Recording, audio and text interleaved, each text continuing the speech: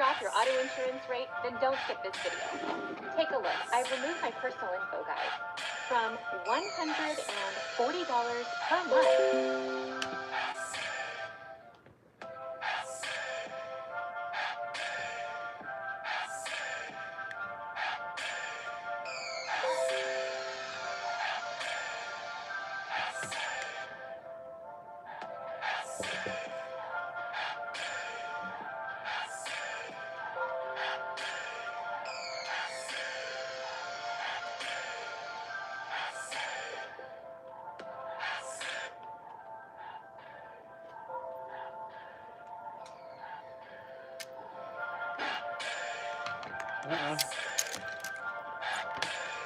Shit going haywire, y'all. Let's see what happens.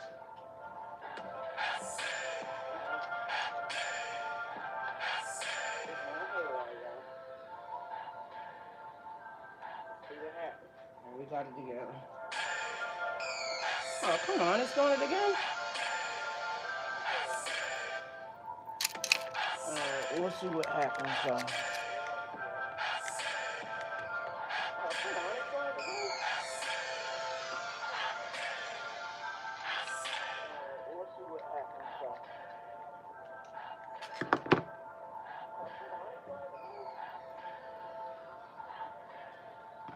Hi guys, welcome to my channel. This is going to be a message for the sign of Pisces. Pisces, my messages. See them as long as you're meant to hear them. Please don't forget to like, comment, share, subscribe. Also, please don't forget to hit the post notification bell so you can get alerts when my videos are posted. Pisces, if you're new to my platform, welcome. Please hit that subscription button. It's totally real cool.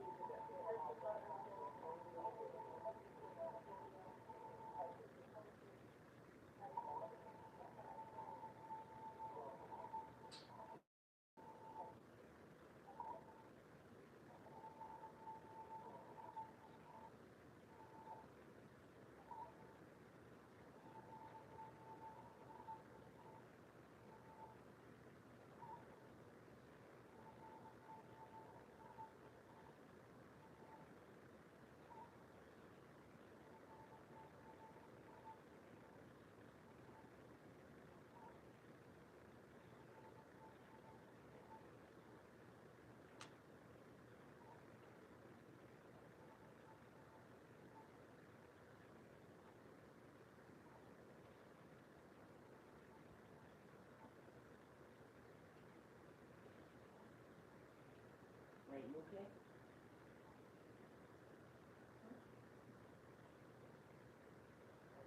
Yes, ma'am, you good to go?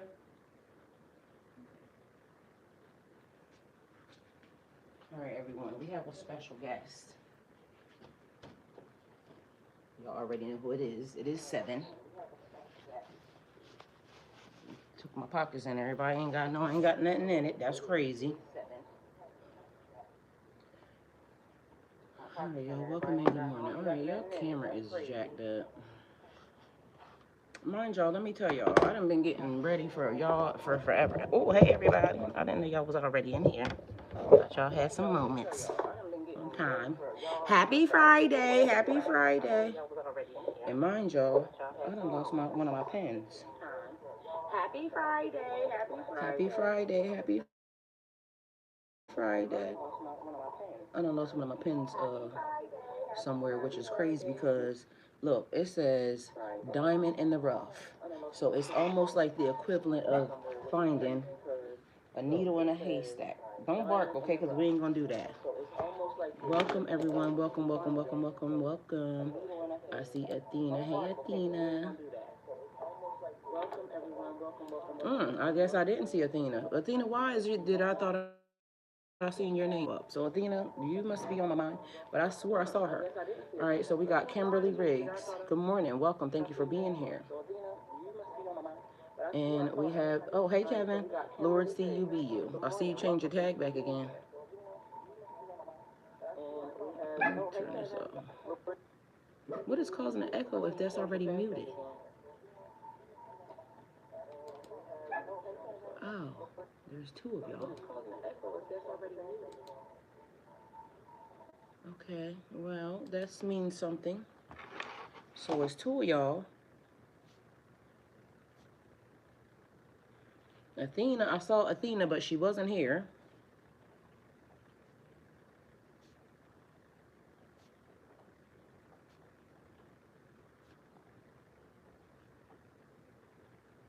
And the time is going crazy right now because, mind you, it seemed like you look up and it's one time and then and it's a whole nother fucking hour or something later, which is strange because I ain't know I was having fun. They said time flies when you're having fun. Are y'all having fun yet? So just to begin, oh hold on, let me not do that. We gotta do everything in perfect order. So let me not get ahead of myself. Cause how did that happen? Okay. Let's see.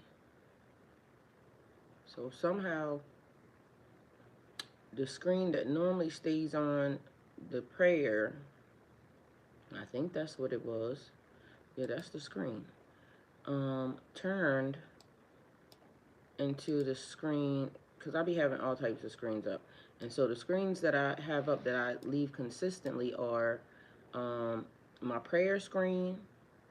I leave up my, so now it says my own personal frequency. All right, so we're going to just let this go right here because maybe that might be the thing. My S. By thought, by will, by sacred sound, my soul's intent now takes its form. Within all timelines, I claim my space, my essence codes, all time and place. I imprint my intent upon the universe. My frequency is sovereign, clear, and divinely mine. What I intentionally radiate, I receive in kind. I become all that aligns with my divine design. By thought, by will, by sacred sound, my soul's intent now takes its form. Within all timelines, I claim my space, my essence codes, all time and place. I imprint my intent upon the universe. My frequency is sovereign, clear, and divine. What I intentionally radiate, I receive in kind. I become all that aligns with my divine design. Okay, so that says thought, my own personal frequency, O right? cosmic creator, So keep that in source of all mind. life and light. You are my shepherd, guiding me through every valley, every shadow. I lack nothing, for you lead me beside still waters and restore my soul. In your presence I find peace and strength. For you are always with me. Your rod and staff comfort me, and your love prepares a path before me, even in the face of adversity. Even in the face of adversity. Grant me the serenity to embrace what I cannot change, the courage to change what is within my power, and the wisdom to discern the difference as I walk each day in faith, in the presence of your infinite grace. I am unafraid, for your kingdom flows through me as it does all creation. With deep gratitude, I give thanks for the miracles already set in motion in my life. Shift what must be shifted, move what needs to be moved, and illuminate my path with your divine light. Align my heart, my actions, and my soul with your will. For I know you have already provided the strength, guidance, and the blessings I need. I release all fear and surrender fully to your higher wisdom. May your goodness and mercy follow me all the days of my life as I dwell in your sacred presence, now and forever. Amen. Amen. All right. So that was two of us. It was me already. I said it before. But now we said it together. Source of all life and life. So maybe twins. Let's take it how it resonates because that's two.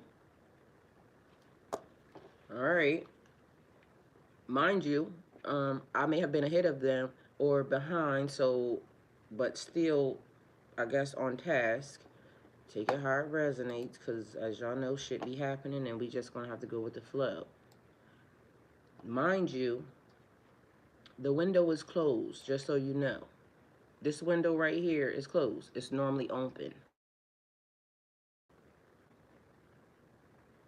So take it how it resonates. Could potentially mean something, could mean nothing. But every day I open this window. I didn't open today. Mind you, something just kept going over and over and over again on a loop because y'all heard the music. That's why I said it's going again. I turned it off twice. It still went again. So it may have already been set. The other problem that I noticed this morning before everything took place was my phone got left in the house. All right. And mind you, every morning my phone goes with me. It keeps my alarms and everything set, you know, for me to know what time is what, right? So it goes off at 7. Um, okay, we ain't gonna do that. But it's a schedule, okay? So take it how it resonates. That's the schedule. Today, the schedule got threw off because I left the phone. But that wasn't why the schedule got thrown off. The thing is that I was up, showered, and everything early because normally that's the other part about this. Certain things be happening, and then we don't get it together. Well, not don't let me say that. So normally there's a pattern of what I follow, right? And so it got threw off by the phone. Anyway, by the time I got back in the house, I had went somewhere. By the time I got back in the house, somebody had turned my alarm off. Mind you, me, I leave the alarm, like, I don't give a fuck how long it, buzzes. But somebody else hit my alarm. So by the time I came in, I was already showered, teeth brushed. I just wasn't dressed, right? So I sat down here and I started cameras and stuff. But mind you, I was in good time. Everything was the way it was supposed to have been. And then somehow it went from this time to that time real quick, but I didn't have the alerts set to let me know, like, okay, it was 7 o'clock, now it's 7:10, now it's 7:20, now it's 7:25 because I got a 7:25 alarm hit. So the person turned off both of my alarms, my son. He had to, because I don't know who turned it off. So let me just say that. I don't know who turned it off, but the only person that could have turned it off would be one of my sons. So the phone got left here. And mind you, I was only going for 10 minutes, if that, right? The phone got left here. They started turning off my alarm. So by the time I came back in, and now I'm still following the same patterns, but my alarms and alerts are not going off the way that they should, okay? Take it how it resonates. Then we have the message, Earth School. But this kept running on a loop. The phone kept running, the music kept running on a loop. Mind you, the frequency is actually longer than what was given. So that would be the only reason why it would be annoying, is because whereas it would be a whole long, something, it's short and it keeps replaying the same thing over and over again. It's very repetitive. Oh, repetition is important. But mind you, that's how you get something stuck in your brain. Or that's how spells are cast.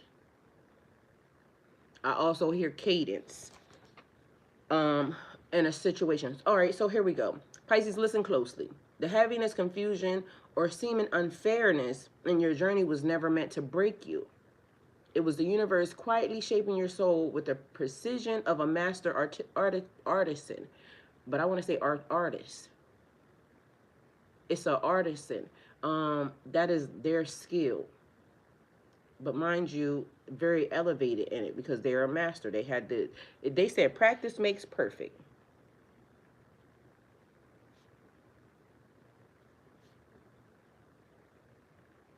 Okay, so if I'm trying to master something, I got to keep doing it, right? But yesterday we also had, because it reminded me of the card that came up when it said, or something, was it? It was something like having to practice over. The girl it was her violin, like, that. All right, let's keep going. Each challenge was a mirror, each setback a teacher, each moment of doubt a spark, guiding you towards inner brilliance. All right, so pessimistic or optimistic?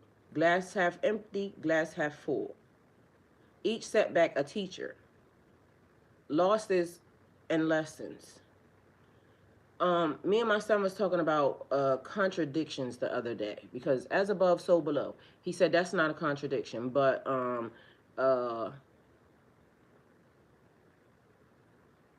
everything is yours, but nothing is yours was. To me, all of them seem like a contradiction, and y'all correct me if I'm wrong, but in my mind, it still seems the same. And even though we looked up the definition, because y'all know I'm always looking up the definition for something, it still felt the same to me. But he was trying to tell me that it wasn't. So yesterday, everything was chaotic. And I mean, like, it was one thing after another. One thing after another. Mind you, the thing is I didn't mind even doing it, but the thing, it kept pulling me away from what I was supposed to be doing, which I'm supposed to be doing 10 videos a day. Creating content, being a visionary, right? Mind you, I'm getting myself warmed up to even do these things, because that ain't been, like, I can get online and do, you know, funny shit and this, that, and the third, because I'm a naturally, you know, entertaining person. But it was entertaining for me and my people, not for, you know, the world, right? So now I'm gonna show my ass, right? Is the, why is that given? And you should know I'm gonna show my ass everywhere I go. Now she called, I want a retrial. Hell, court, you ain't beat trial. You can leave now. All right. Take it how it resonates. It's weird, but take it how it resonates. The shit comes with a song. Or it could be strumming my pain with his fingers, because that's what I heard when a violin plays. Singing my life with his words. I don't know the words. Killing me softly with his. Okay. Take it how it resonates, because that's all I hear. Strumming my pain, like the violin. Somebody singing a sad song. Well, mind you, it wasn't even really a sad song. It might have just been, you know, the frequency.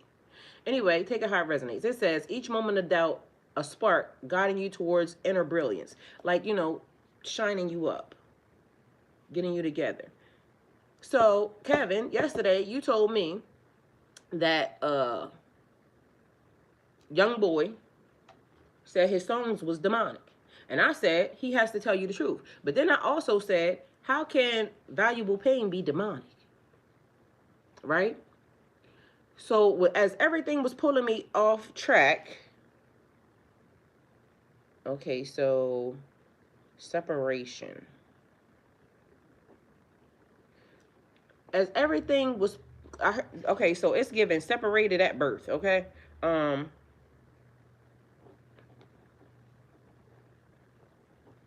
So whatever the spark was, because it's showing like a spark of light.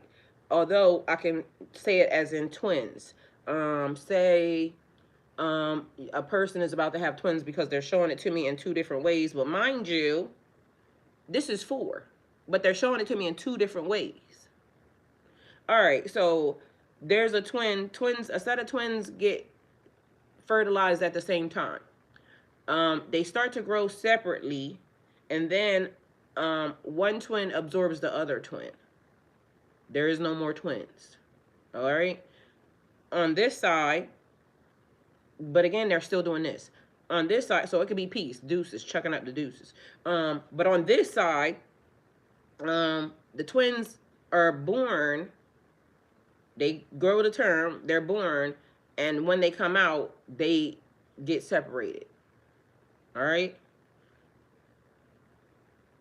On this side, whatever twin, I guess, got absorbed or is absorbed, but then it was like a repetitive cycle.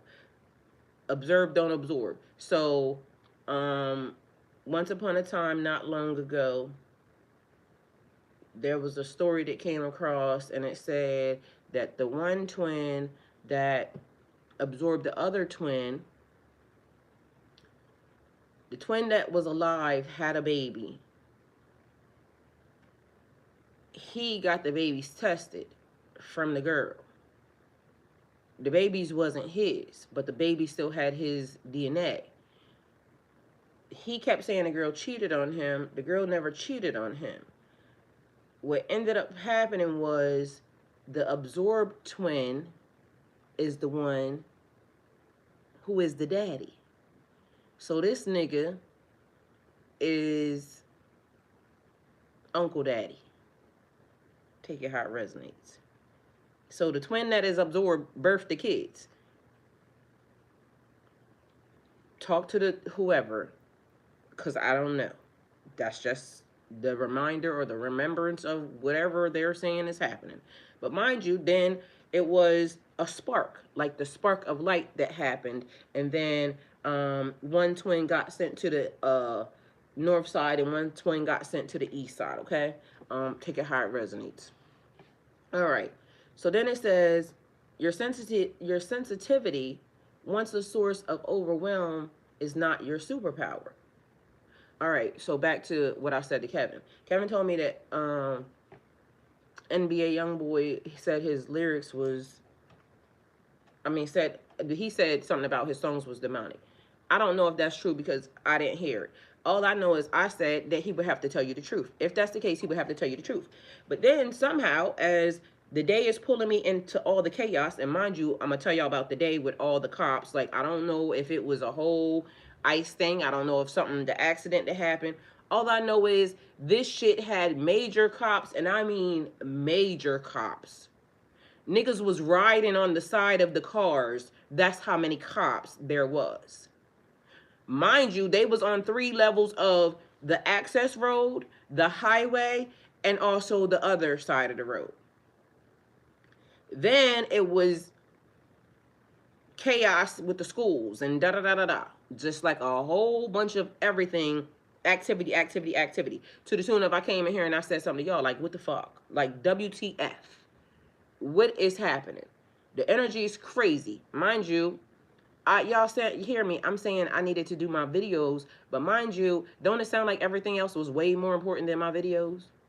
But it was important to what was happening there, but what was important to me was I set a schedule. This is what I'm supposed to do. But mind you, everything is pulling me off my schedule. All right. So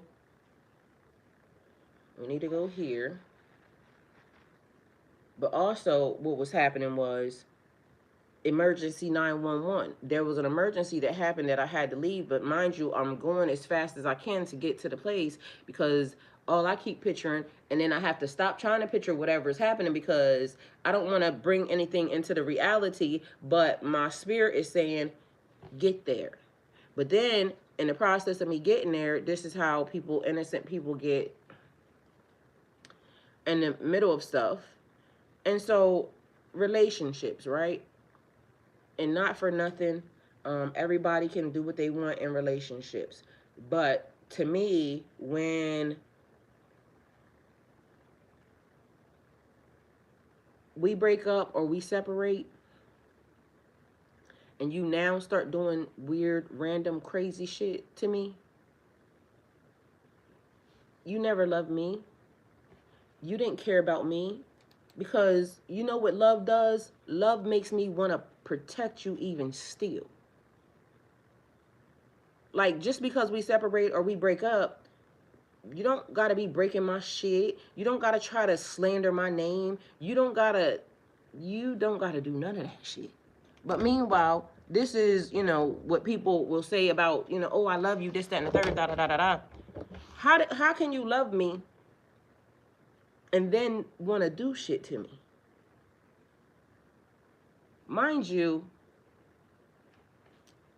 fuck it. So anyway, then out of nowhere, Kevin, you in Dallas, the news breaks, and then somebody outside cutting off somebody's head. Like yesterday, something was wrong with the frequency. The frequency was off because how you just outside randomly, like, that's not normal behavior. Like, a lot of the stuff that went on yesterday is not normal behavior. It's not normal behavior from the loved ones. It wasn't normal behavior from the popo. It wasn't normal. The energy just was not, none of it was normal behavior. Something was wrong. All right, so now, so this was the video that somebody posted saying that, you know, it was demonic, right? They done made a whole motherfucking statement and this, that, and the third. Meanwhile, this man, what would I do with it? How come every time it's a repost of something, all of a sudden now they're being deleted? My reposts are being deleted. At first, I was thinking I didn't repost it, but and ain't no fucking way. I know I did repost it. Anyway, what happened was, people got to fighting. Some girls got to fighting at the concert where NBA Youngboy was, right? This nigga stopped the show and said, and as he should, because he did all the right things, I love him. This nigga stopped the show and said, this ain't that type of show. And you too beautiful to be fighting anyway. And don't do that shit again, because something gonna happen. I love him because literally this nigga is like the most, he is definitely this. I'll cuss your motherfucking ass out. But mind you, I said, you know, beautiful. I be trying to tell y'all. It be the energy of the chosen ones that be real.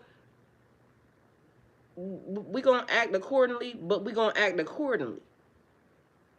So then, right behind that, right? Let me grab something. So right behind that, out of nowhere, this we riding. Hold on, y'all. Hold on. I need to stop this from happening right now because it's irritating the shit out of me. And I don't know why, but it's reminiscent. Nope, nope. Don't you do that. Don't you do it, madam. Ain't nothing wrong. That's nothing but me. Okay? Period. So don't you do it. Don't you do it. Alright. I think I got it. Alright, so yesterday I'm the driver, right? And so out of nowhere, let me see. Out of nowhere, I just happened to push the button, right? Because I was riding with some people. I was the driver. We was in my car. And so I pushed the button, you know, give everybody something to listen to. I pushed Young Boy. And Young Boy said they try to say that he was demonic. They try to say to his lyrics. The song is called Diamonds. And then he said they try to say. Like, it's like people trying to put stuff on you.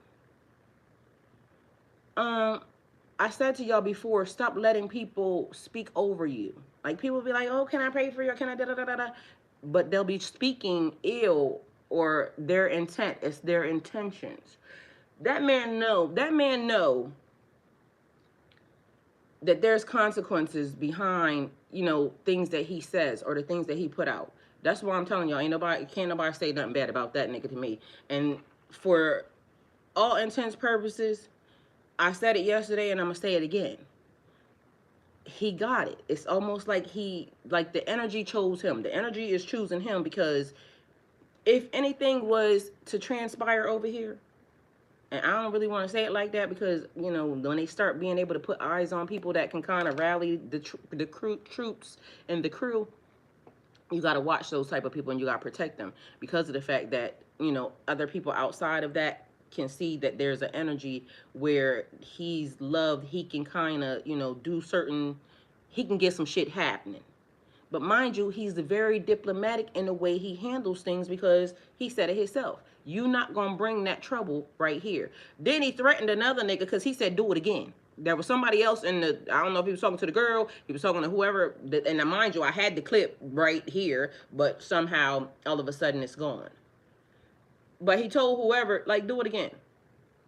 He promised you, you know, whatever is going to happen. So okay, so what I was going to say was, if I have to give the disclaimer because wherever I am, if I'm in a certain industry and we know that industry or that field, it's like law, is full of, you know, spirits, not all the right ones, because again, to me, and I ain't protecting, you know what I mean, no sides or none of the above, but I always talk to y'all about y'all light and y'all dark, y'all shadow and y'all light. Like when people be saying, oh, you got to get rid of da da da da da, nah, because what's gonna happen when you're under attack? And a lot of y'all, pressure makes diamonds, right? A lot of y'all, diamonds in a rough. Mind you, I already taught this message here again, because shit is replaying, and I just told y'all about it's on a loop. And I promise you, there's a message that's going to show up sooner or later to y'all. And it's on YouTube. It's going to show that I already taught this. Because then it reminded me of Jafar. Remember Aladdin and Princess Jasmine? They didn't think that Aladdin was good enough for, you know, Princess Jasmine, because they called him street rat. He said, riff raff, street rat, I don't buy that. You not gonna put whatever it is that you thinking that just because this person has whatever, you know, and they live in a palace and this, that, and the third, I might not have been born into wealth or whatever, you know, he was saying. But meanwhile, Aladdin, they were saying he was out stealing. You know, he had to. Y'all don't know the cards that he was dealt. Remember, we talked about it. The hand of cards that you was dealt, where you come from, the conditioning and things of that nature. He wasn't born in a palace. Meanwhile, all the motherfuckers that was born in a palace was trying to kill, steal, and destroy. The nigga that was the man next to the man was plotting, always. But they are the people who will try to look down on you and say certain things about you, right? All right. So I'm minding my own business, and you know, this pen, when the thing that very thing that I was just fixing, right? Because you know they'll start doing certain things, and anyway, so I'm just in here randomly, you know, fixing shit, doing, you know, what I was doing, and then out of nowhere, because I'm walking while I'm doing it, I just happened to look down, and right here is a little shaggy furry carpet. One of my pens had fell into the carpet. I don't know what caught my eye. It was like something that the rug is silver, but mind you, the pen is silver too. So I bend down to pick it up, and it's one of the pens. I'm like, oh shit, because I'm very careful. I try to be very careful about where these pens go, because if you step on that shit, and I'm always barefoot, okay? Because literally, I don't like shit on my feet. And that's why they look the way they look, very good, because I'm not out here putting tight shit on and, you know, all this other extra shit people be having. I don't like that. I want them to be, you know, free. But mind you, you're a Pisces. They tell you, watch where you step, watch your feet, right?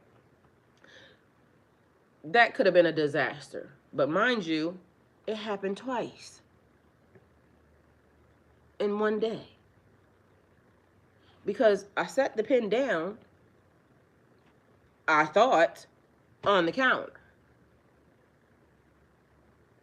I'm walking again, same scenario happens again. And I'm like, this don't make sense.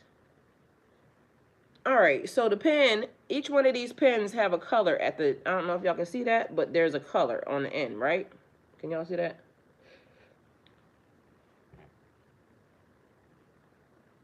Y'all, and take whatever I say to y'all next with a grain of salt. Yesterday, there was a loop that took place, and it gave me deja vu.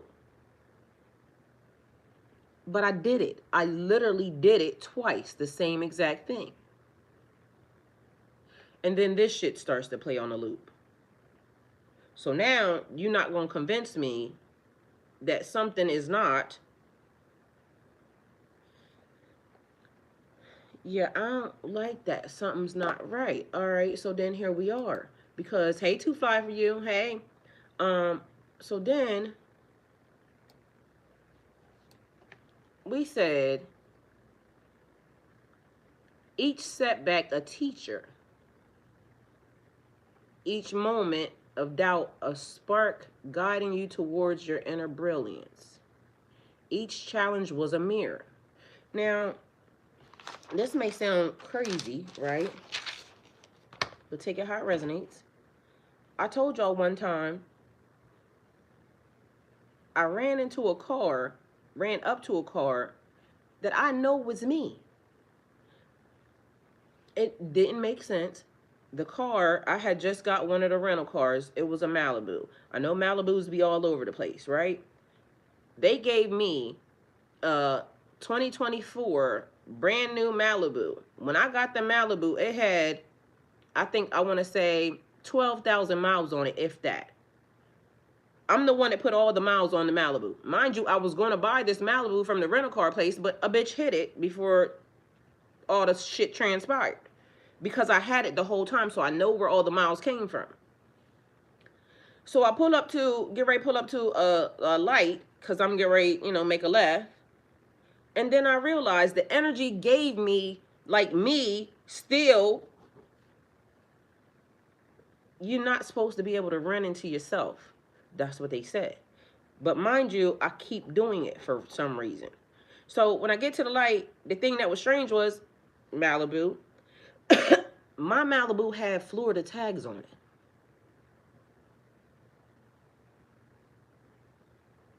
This Malibu had Florida tags on it. Might not be such a coincidence or a thing, but it was weird because now I felt like it was me. So when I seen it and it triggered catch that car, everything took place to kind of keep us at a distance. And then when we made the same turns up until, for some reason, on another, like we turned that left, and then once you get to that left, you got to you go down the road a little bit, and then there's another left. So they made each left, but then the next road that we get to is a little bit more straight. But because when I get to the stop sign, I have to wait because we got to a four-way. They made the left. I have to stop because there's a lot of cars there, so each car is doing whatever it's doing. By the time the other car got to where it was going, the other car got to where I could turn, it disappeared. But nothing is not going to make me believe that that was not me. Mind you, it's been stuff that's been happening because one day I'm just outside minding my own business because I started doing, initially before I started doing the auction things, I was doing like little yard sales and that stuff, shit like that, getting rid of shit, right? So I would go to the beginning of my neighborhood and I would go to the corner and I would put yard sales, yard sale signs and this, that, and the third out there, right? Majestic Grace says she remembers when it happened because I told y'all. So at the front of my neighborhood, I put signs on the left side, signs on the right side, right? I go down the street the right way. When you go out and you make a right, it's a four-way down there. I put signs there. So there were signs there. When you get there on the other side, I go all the way down. It's about a mile or two. There's like several schools down here. I live on a school road. And so when I get all the way down to the other corner, I was going to put a sign there because there's churches around me. And so, they love yard sales. I love yard sales. So I put a yard sale sign there. This happened for 3 weeks straight. I was doing the same exact thing, right? Out of nowhere,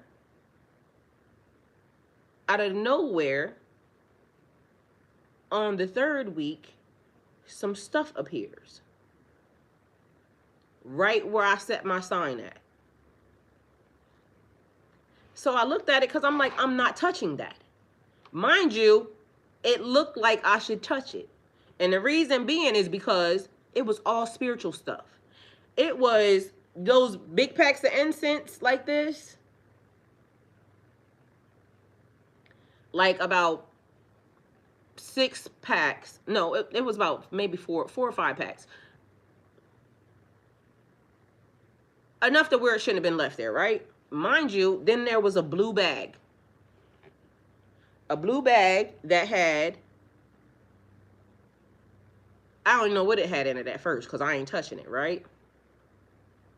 Then I come back again the next week because I'm going to put my signs there. But something in me this time says, that's yours. What? Like, it's still there. Mind you, it shouldn't be still there because The grass gets cut. The state workers was there. Everything was like, it shouldn't be here. But since it's there again, my spirit says, take it. But I don't want to touch it because I don't know what that is. All right, at the time, something was happening around me. And they kept telling me frequency. Like, I need you to do frequency, right? You know what I'm saying? I need you to get in tune with the frequency. Because I just be doing shit sometimes. I just be, you know, the universe literally sometimes be like, listen, turn around. Because I be doing my own stuff. And if it don't pertain to me, like when I just got to look at people and, you know, their business, I'm not for that shit. But the universe be like, I need you to look at this, turn around, right? All right, so what ends up happening is this time my spirit says, take it. I'm hesitant because what the fuck? Who would leave incense there? It was almost like a, you know how they tell you a fey trap? I'm a spiritual person. I do spiritual teaching. And now all of a sudden, there's something that is laid right in my pathway. Nobody's touching it. Mind you, they laid it. It's a little electric box there. They literally laid it on the electric box. Like, here. All right, so now the second week, I ended up taking it. Do y'all know what the fuck was in that bag?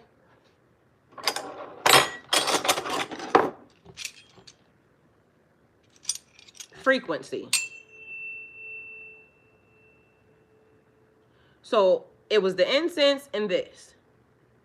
When I picked up the bag, all of a sudden, because I didn't pick up the bag with my hand initially from the beginning because I didn't know what the hell it was. So I picked the bag up with something, and then when I realized what it was, y'all, as soon as I touched it, it was almost like you did it again. Like, how are you leaving? You're leaving this stuff. But also what was happening was I needed to smudge my house.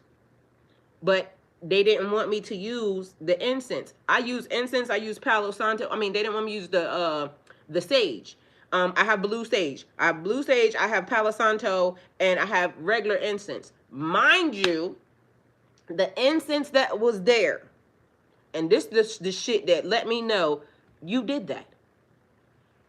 The incense that was there was frankincense and myrrh. It's one of my favorite smells. It's holy oil. Mind you, the big incense are enough to when you light one, it goes through the whole entire house. Like, ain't no way somebody just left. Like, why would they leave that? But mind you, it was everything that I needed at the time. It was almost like the universe said, here. Happened again. So I was doing something one day and it said, deja vu is your soul remembering. Your soul remember, but it's an imprint, right? It's an imprint. But to me, it gave me here on this timeline, then me here on another timeline, and helping, right? Helping the situation or helping me. Because I told you, this is the oldest that I've ever been, right? Now, I don't remember a timeline where I made it ever to old age because it's always been like, you know, all the stuff before. You know, different scenarios is what I saw, right? And I could have been, but I haven't triggered that memory yet. So far, this is the oldest I've ever been. Then it says your sensitivity, once a source of overwhelm, is now your superpower. Allowing things to happen. Allow the universe to help you, right? Diamonds are forever. Diamonds are forever. Energy's forever. The message yesterday said that the reason why the lie started was because we started to disconnect ourselves from source. We started to be consumers instead of us being the source. We already did this message before. I promise you we already did this. So if I have to repeat it and I have to do it again, it makes me feel like apparently there was something that was missed. Okay, so we're going to do it again. They said do it again as if you've never done it before. But this time you have the memory that you know you did it. But now focus on everything. Because clearly we missed something as to why we had to run it back. All right, so you feel deeply, yes. But your heart is no longer a sponge absorbing every vibration. Because remember, for the past about 3 months, I've been telling y'all, or observe, don't absorb. Observe, don't absorb. Do not let the reset affect you. You are no longer a sponge absorbing every vibration. You discern what nourishes your spirit and what drains it. Because now you know, I can't be around these types of people. I can't do this. I'm not going to give this energy. Remember, I told y'all, it's bad in certain ways for me because my inbox, my email, you know, is probably the most safest place for me because I'll go, you know, I can check my emails. Nobody that is trying to troll me that's just watching really is going, you know, they don't know my email. I'm sure they can do that, and I don't want to give them no reason, so don't troll me in my email. But my social medias, I just mostly delete the messages because I don't trust it. So it could be something that was there, or could have been something that was there that I may have missed because I have been so heavily triggered on, you know, people flooding my inbox with shit. Hi, beautiful, da da da da da da da da da, and it's always. And then I even noticed recently they started doing it again, but now they're deleting the name after they troll me, which is weird. So I don't know why that is now happening, but that's a new thing. So to me, the universe said, they ain't doing nothing but helping your numbers. Don't even worry about it. Don't even respond. Just delete their ass. But on another note, if somebody was really trying to say something to me or anything else, I wouldn't know because I just delete it. It's very random that I'll even, you know, entertain an energy or whatever in my inbox because, bitch, FaceTime me. Let me know it's real. And don't FaceTime me with the whole, you know, black screen or whatever because I'm going to lay the phone right here. And if I don't see a face, bitch, delete. So FaceTime me with your whole face right here. That way, mind you, I have had people FaceTime me and then use a video, try to use a video like it's somebody else. So people are very crafty, okay, and stupid. No, ma'am. No, ma'am. 7. Don't do that. What you barking at? Just go get him. Like, if you gonna run up on a nigga, run up on a nigga. Go get him. Get him. That actually is a part of the message too, because I got a video, and it's funny because that triggered the memory. Cause get them, shit. All right, where we at? I am cracking up. Okay, so it must be a thing. No, because I was on this phone.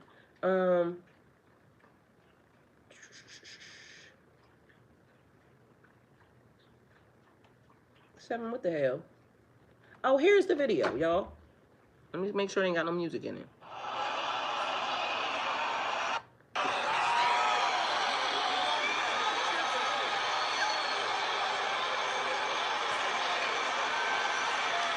saying, what the fuck wrong with y'all? I ain't happy with y'all. I ain't happy about it.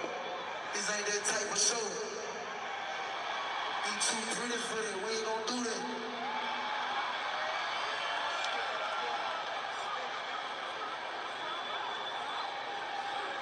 Hey, you do it again, you gonna get your face broke on this bitch, little boy. Do it one more time. I saw you. Hey, we gonna try it again. Hey, don't do it no more, little boy. I'm telling you. Hey, come on, turn me up. Go to the next And song. period. He said what he said. This ain't that type of show. 7, chill, ma'am. All right, hold on. Let me see if I could. Look, it's crazy because you go looking for one video and there goes another one. Where's the video? Let me see. It's probably going to do the same thing because I didn't see that one there a minute ago. So, hey.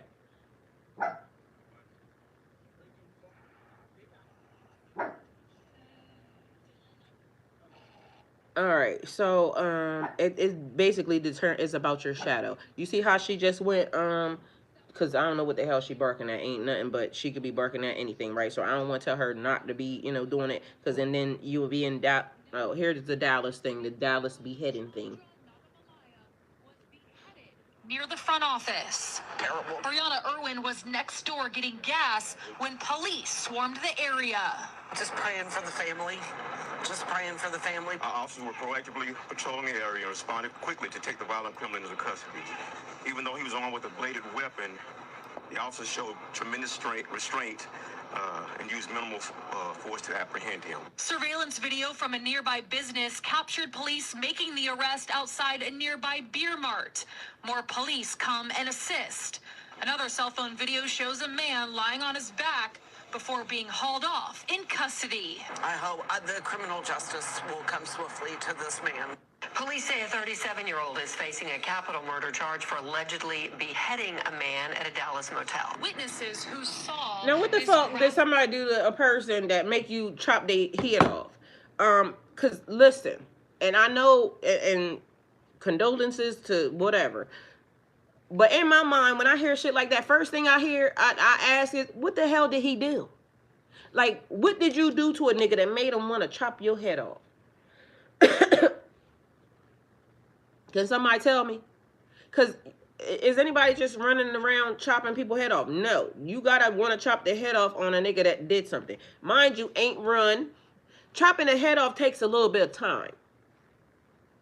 I don't know how long because I ain't never did that, but how long do it take to chop a head off is also what I need to know. Because to me, that seems very violent and very, very, like, very intentional. And what the fuck did you do? Like, what did you do that made this nigga say your head got to come off? That is like a nigga thinking that whatever is in you, I don't want it to come the fuck back. So if you get your head cut off, like, was it, I don't know. And I ain't judging, but it's so many things that went through my head when you took the time to cut a nigga. Like, what type of knife is that niggas' heads just come off too? Like, is that an easy thing to do? Cause wow.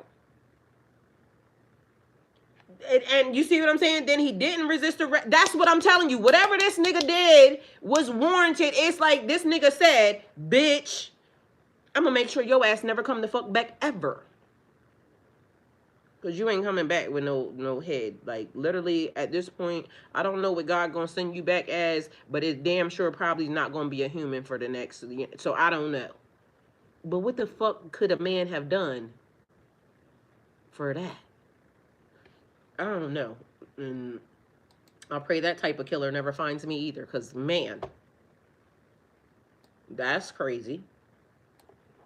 Anyway, you feel deeply. Yes, your heart is no longer a sponge absorbing every vibration. You discern what nourishes your spirit and what drains it.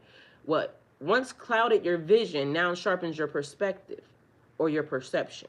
You're learning the sacred art of sacred boundaries, not as walls to isolate, but as a lens to see clearly. So I told y'all, somebody said, if I can't have you, nobody will, right? And when I said also the right thing is on the way, so is all the wrong things. But somebody feels pleasure in fucking with your people. Mind you, I feel like also it could be a blessing in disguise, because, or a blessing and a curse is what I heard. But one, you don't want nobody fucking with, your love life and this, that, and the third. But on another note, don't you want to know where a weak link is? You would like to know where the weak link is. So if a nigga can send a bitch to fuck my nigga or anything else, that ain't my nigga. Especially if, it creates whatever it creates for us to be going. Because at the end of the day, I told you, I've never left anybody for that. But if somebody can send somebody to take your person, place, or thing, then to me, I feel like it was never yours anyway. So although they are trying to traumatize you and trigger you, they're also helping you. No? I feel like they helping. Take it how it resonates. The glass is half empty, the glass is half full. It's based off of what you're seeing. Because if somebody can send somebody to, you know, steer my husband in another different direction, and we already know that we have vows, because one of those are a wedding ring. We already have vows. We have a commitment. My commitment ain't to outside of that. My commitment is between me, you, and God. So if we don't have where you talk to me about XYZ, because like I said, nobody's gonna ever be able to come to me and say, yo nigga is doing this, and think that that's gonna be a leg up. Since I was young, ain't nobody been able to do that to me. And I done had niggas that I done dated that didn't like the fact that I was with a certain person, and they would try to come and say da da da da da. I told you, nigga, that's my nigga. That's my nigga, that's the best nigga running. I don't care what you know about him or how you know it. Let him tell me. You not gonna use that as a leg up to get nothing from me, because that makes me whack. That don't make them whack. That makes me whack, because niggas gonna use whatever it is they need to use to get whatever it is they need to get. And so if you let somebody, like, don't even talk about my nigga. Don't talk about nobody connected to me, period. Because that's not the way that go. That's weird to me. Don't talk about them, because it's like when I was young, and mind you, I learned this when I was young, so take it how it resonates from you. My mom had a friend, her name was Lisa. We called her Fat Lisa, right? Because she was a big ass lady.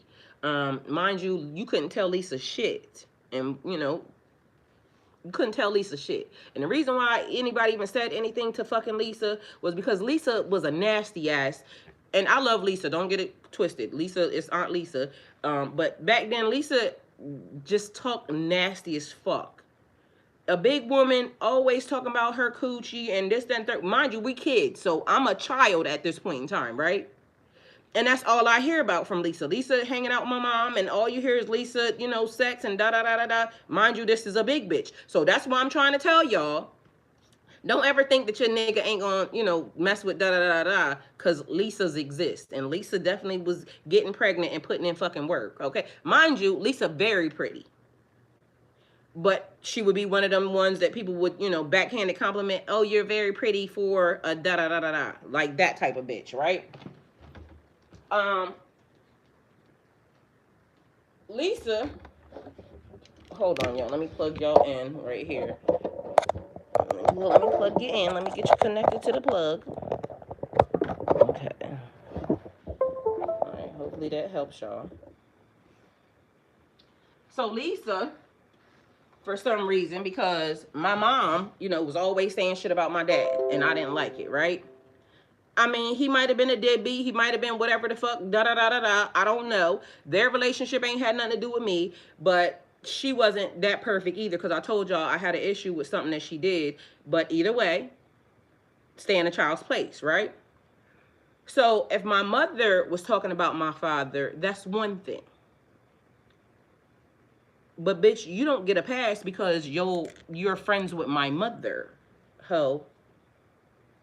So I probably was about, I don't know, I was young, maybe preteen. Anyway, I heard this bitch, she was in the room talking to my mom, and she proceeds to open her mouth and say something about my father. Yo. I cussed Lisa ass out. Cuss words and all. Because, bitch, don't ever open your fucking mouth to talk about my dad.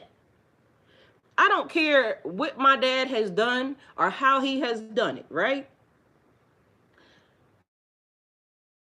It's not to grow up to realize how relationships, moms and dads and parents and people exist. It's not until you have your own relationships with people that you start to find out motherfuckers will slander your name or act like you the worst bitch ever after they did some shit to you, and then they decide.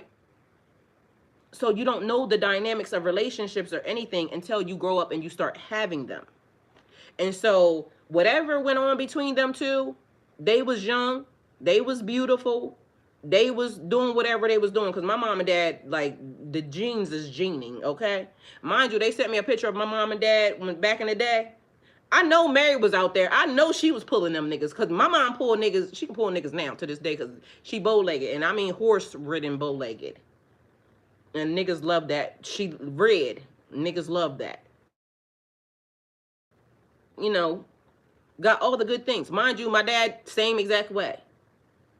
Very handsome. And he come from, my dad, they said, had a Mustang at, when he was able to get his license, he had one of the brand new Mustangs back then. So the nigga had money.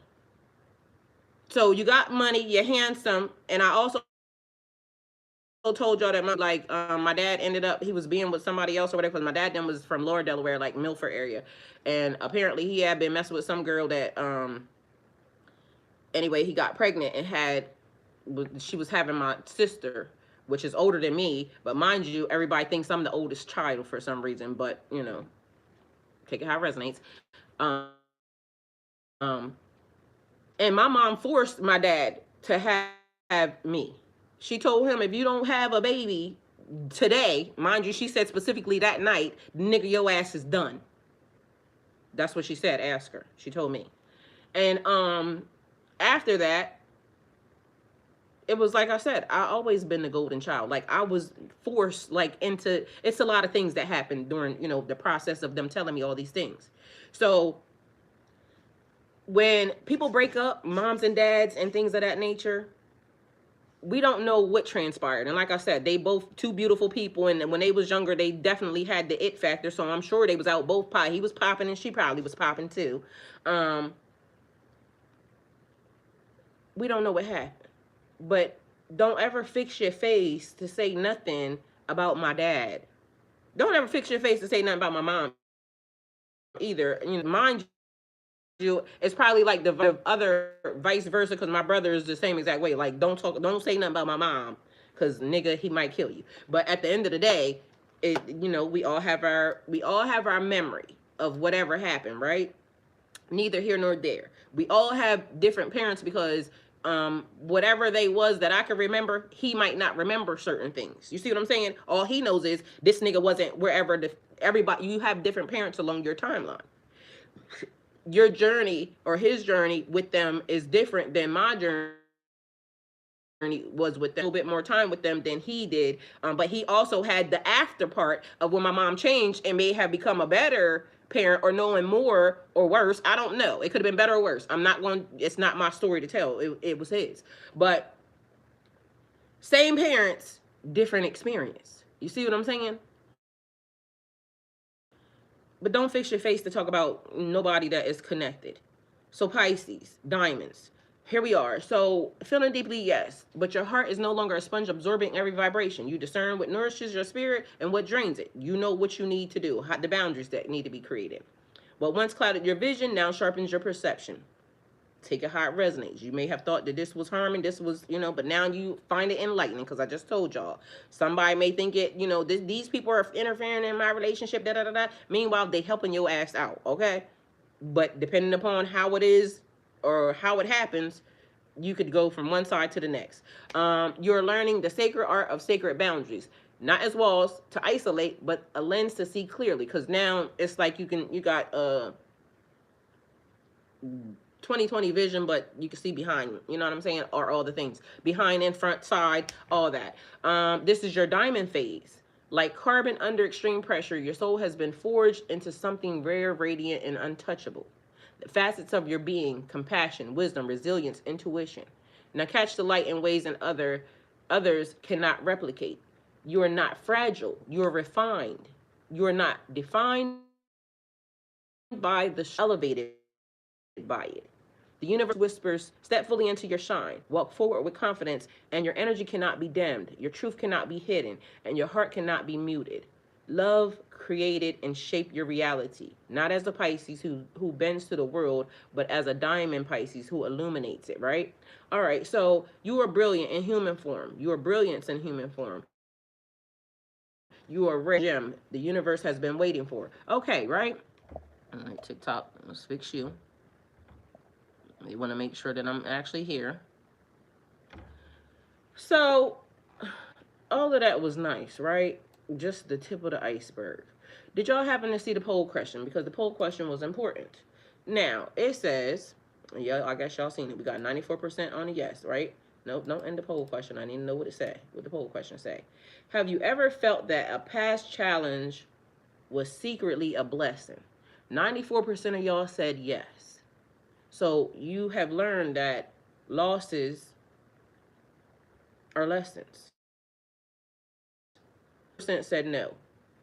Well,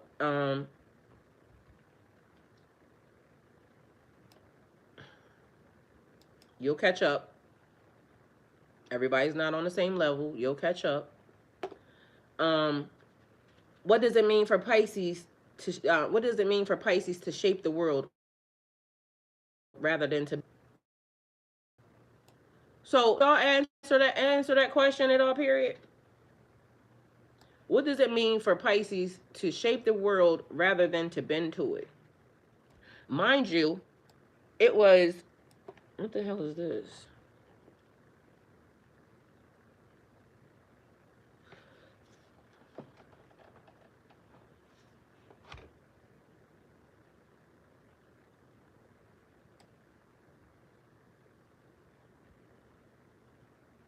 It was important, is what I would like to say. It was important for the question to be answered.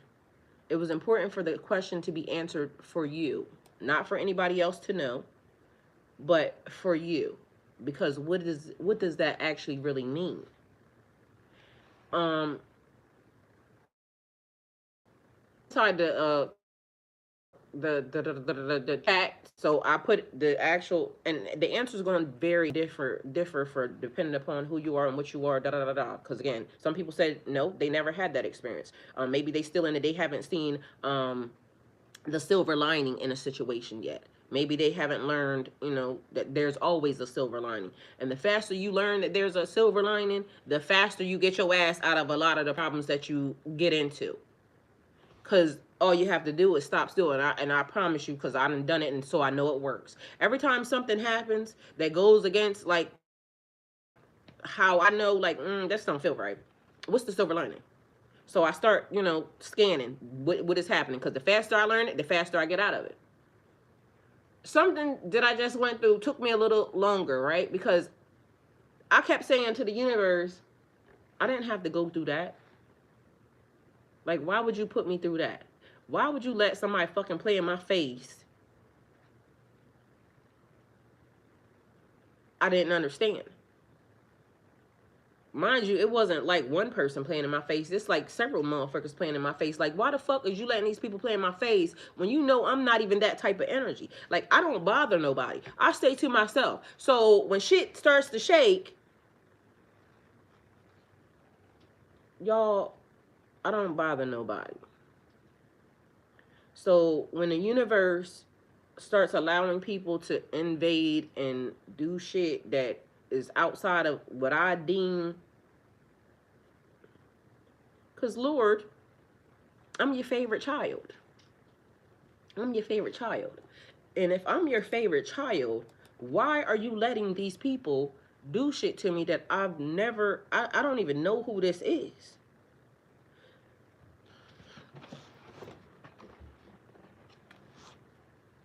What's the silver lining?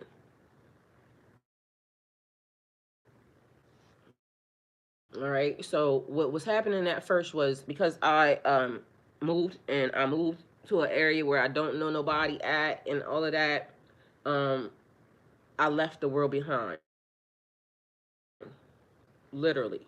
So when people, whatever is happening, I'm not looking at that, because whatever I need is right here. If it's not right here, I'm not focused on that. Okay. God said, turn around. I need you to see that, like, you live in a bubble. I like the bubble. Well, it's people that also need your help outside of your bubble. I don't know them, God. Like, get somebody. Nope. I need you to do it. This is your assignment. You signed that contract to say this is what you want to do. You was going to be a healer, a guide, a teacher, a student of the world. I need you to do it. All right. So I also told y'all I feel like my triggering was way worse than it should have been, or it could have been, or that way. Silver lining. I can't tell y'all or talk to y'all about nothing that I haven't went through. So even if I was to sit in front of y'all and teach, you know, spiritual stuff or whatever, if I never went through the dark night of the soul or anything else, I'm gonna give y'all some shit that I looked up, which could be the truth or a lie, and then I'm gonna give it to y'all. But also, I'm gonna be held responsible for the things that I teach y'all. So if I'm teaching y'all lies, it's my fault. So when I get, you know, in front of the people, they gonna say, you know, you taught this, this, this, and this, and it was wrong. And yes, everybody has their own responsibility to be able to go and look up and, you know, figure out and tap into. But you sat in front of the people and you said that. Now you're responsible for everybody that you led in the wrong direction. Because if they didn't figure out that you was leading them in the wrong direction and they went astray, it's your fault. Now, every one of y'all that's in my chat, what do I always tell y'all? I don't want to be responsible for none of y'all. I need for y'all to go look up everything. But the fact of the matter is, I say that because I'm being truthful. Because over time, we're starting to realize that nothing is right. Nothing is right. But in the process of that, I try to make sure that anything that I say, I feel it with my whole entire soul and my whole entire chest.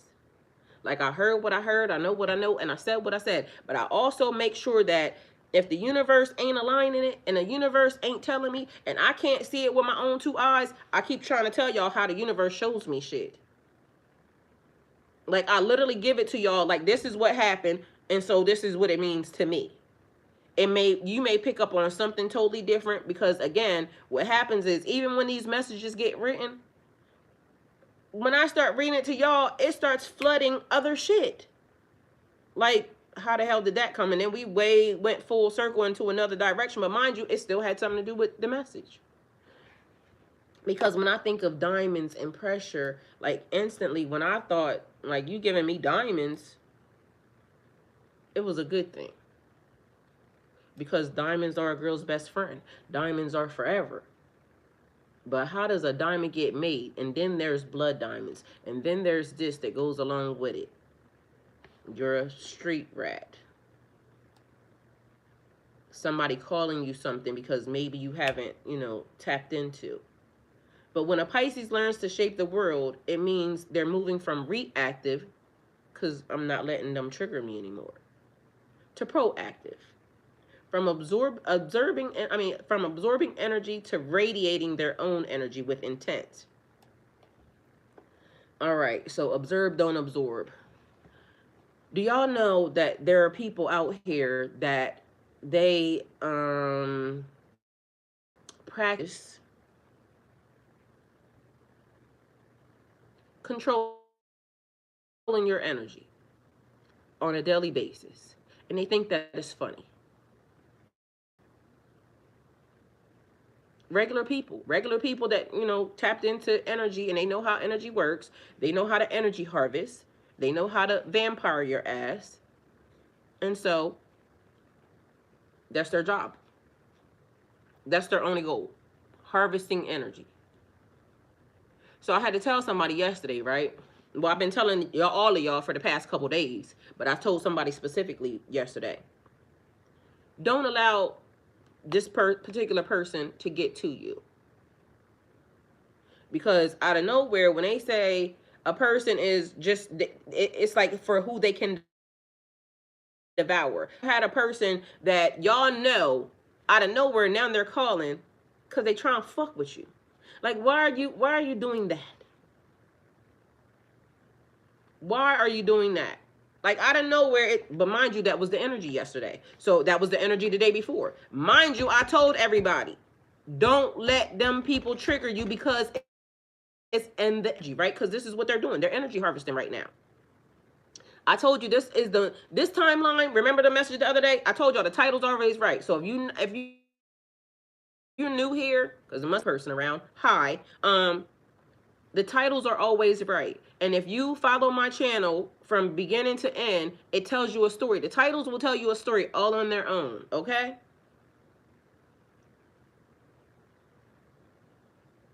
The title's always right. It said, this is the most, It was talking about timeline. This timeline, stealing, scamming, lying. Excuse me. Stealing, scamming, and lying. That's what this timeline is doing. Time, money, and energy, all the same thing, equate to the same thing, right? But you know what else they told me? This timeline has the best frequency, whereas everybody is picking up on the messages. Now, how the fuck do you got the most scamming, lying, stealing, but the truth and the frequency that everybody's able to... Does that even make any sense? But as above, so below. What it looks like and what it is. So as above, the trees, the branches, all of those things. And then you go down to the bottom and then it's the roots, but the roots also turn into look like what's at the top, right? So stealing, lying, and scamming, but meanwhile, it is separation, a lot of energy spent on trying to trigger. But have you ever noticed, or have you been noticing that everybody's being their true self? So even if it's, y'all can talk about racism, y'all can talk about the money, whatever it is that you're talking about, wouldn't you rather see it than not? Makes me feel like that God's saying, do it one more time. What you mean, Majestic Grace? So getting told the truth, but meanwhile, they lying. But everything's unraveling. Fuck it, I'll take it. Okay, so, there's nothing we could do about it anyway, other than the fact of pay attention. So then I realized there were studies done. If I do this to you, you're going to react that way. If I do this to you, you're going to react that way. Meanwhile, account for the truth being put into the system also. That in the middle of you saying whatever it is you're saying or doing whatever it is you're doing, everything's being caught. So even in the truth, I told y'all before, even when somebody tells you a lie, there's always a little bit of truth in a lie. They will tell you as much as they need to do. It's like a person when I said, the reason why I did da-da-da-da-da is because I was trying to protect you. And then when a story comes out, where was your protection? So they lied because they didn't want you to know that they was doing such and such and such and such. They lied because maybe they didn't want the outcome to be, whatever it was you was going to think about them or however it was going to change your relationship with them. That's the reason why they lied. But they actually stole free will. They stole your options. That's what they was doing. The universe now, because karma and, do unto others as you would have them do unto you and all of that other stuff, even when it gets put out, do unto others as you would have them do unto you. Do unto others as you would have them do unto you. It's a spell all in. Do unto others. So if you think that it's cool to go lie, cheat, and steal, as you would have it to you, you're going to get back. Did you not see it? Did you not hear it? But do you know who are the biggest cry babies? Who are the biggest losers? The biggest da da da da da every time, like you did da da, not non-accountable, to do unto others. The people who do the shit, but then they don't want it done back. So yesterday, everybody was having this whole little thing. And I don't think, God is doing what God is doing. And I'm just going to stay out of, whatever's happening. So then it was something that took place because where you're sitting is important. Where you're aligning yourself is important. And that's for everybody, right? So the man that they was talking about that has aligned himself, and I ain't got nothing to say. All I'm getting ready to do is point out exactly what was said, right? And y'all can go look it up. Hopefully I did the thing that I normally do, which is repost. Because a conversation came up of, the stuff that's in the news right now, right?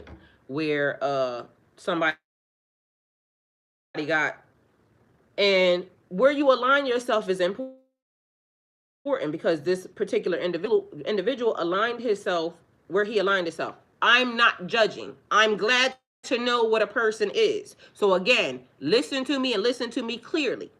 Do unto others as you would have them do unto you, right? Out of nowhere, a news clip comes up and everybody, was all sad and da da da da da. But this is the same person that said that they think that they should bring back public, and it should be sponsored by, a certain, it should be public, it should be live, and it should be da da da da da. Mind you, ain't that what just happened? He spoke it into fucking existence. He was talking about somebody else, but it happened to him. Now, ain't that crazy? It's like when I told y'all about when everybody went crazy about, oh, these people lost da da da da da. Ain't y'all the same people that keep saying that y'all want to take? But have y'all not noticed that Mother Nature is also doing unto others as they would have them do unto them? Listen, at this moment in time, they already have plotted the plan. This was going to happen because, statistics show that da-da-da-da-da-da-da-da. They did not anticipate the ancestors and the universe showing up the way that it did. Because what they said was, if such and such don't happen, it happened, but the other thing happened, and then those storms came through and did God's work. And then my mom called me, and my mom said, do you see that this is happening with the government and da-da-da-da? I told her, mind your business. Sometimes you have to mind your business. Because if the ancestors done already put in that work, do y'all think that blood that's inside of the earth, do y'all think that blood that's inside of the earth is not fucking programming the system? Blood is the essence of life. They slayed and sent blood back into the universe. Blood is crying, screaming. Do y'all know that that's the connection to the universe? So the amount of whatever you put out system, that's why all these people out here running around da-da-da, the hate, da-da-da, they're undoing themselves. Who cares? I don't care if you don't like me. You don't have to. You don't have to. Your heart, it don't matter to me. It matters to me because I'm not the thing that, I don't have the judgment for you. I'm not going to judge you. I ain't got it. Because to me, again, that why you be letting these people do stuff, and instantly I think the punishment, because why you messing with people that ain't done nothing to you? Mind you, this person says, oh, you those words, sticks and stones may break my bones. Don't y'all remember that as a child? They gave y'all the keys. I keep trying to tell y'all, the nursery rhymes been holding us down the whole entire time. Sticks and stones may break my bones, but words will never hurt me. You can't tell me what I am. I started this off by telling y'all, They're trying to project something over top of you. You call me a savage, right? Because of my skin color and that you fall in. But meanwhile, the only people that come to kill, steal, and destroy, the statistics show. I don't care how you try to lie or how you try to place it, even now. Have you not noticed? Let God do his work. Let the universe do his work. Let the ancestors do his work. Who the fuck cares that a person don't like you? Who cares that they said da-da-da-da-da? They are the destroyers of themselves. Because we're living in a time, it's magical. Remember, we talked about manipulation of energy? What you give is what you gonna get. I keep saying it. Mind you, have y'all not remembered that you come from a lineage of, this is what I keep trying to tell y'all. It's not gonna be until it's too fucking late that they realize everybody is this. If you come from the single spark, the gene, the genetic, that means that that light has already been given. They said when you started feeling like you was disconnected from source was when the lie was told. We're all connected. And until everybody realizes that, they don't realize. I laughed this morning, literally, y'all, and it was weird because it came out of nowhere. They showed me exactly this. They're not going to stop until they like by the time they realize it, it's going to be too late because they're going to already have been destroyed themselves. You have to get in alignment right now with whatever the universe is putting out, because that blood is already in the ground. That blood is already in the ground. Those prayers have already been sent up. Y'all are guilty for what you already did. And now you proud. Be fucking proud. Good. Good. I like it. Because when God showed me this morning, remember they said it's like under the or in the, but mind y'all, I literally told y'all that before I have to come back to this place, if I had, it would be in a certain, because I feel like certain things could be changed. If you align yourself in a situation, because everybody's aligning themselves, and some people are proud to, hate everybody in the world because, mind you, it's people that is my color that is the same. So it don't matter the color or the creed. Some people, like, they just want to be a part of the system so bad, not realizing the system is calling for love. The system is calling for hope. They said Sodom and Gomorrah. The love and help and hope. How you gonna hate me and I created you? You do hate crimes in the name of God. How you gonna hate God? How you gonna hate you?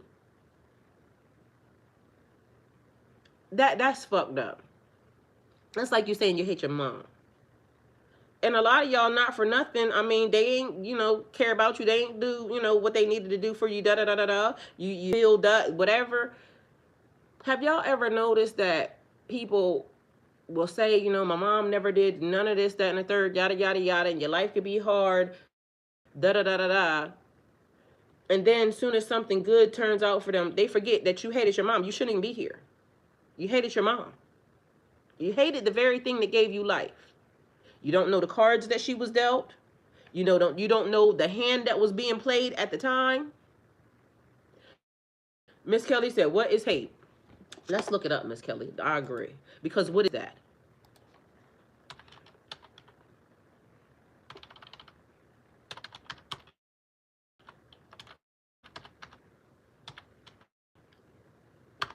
Because it almost seems like it's embedded in certain people. But also, I've noticed, like I said, we will give people grace.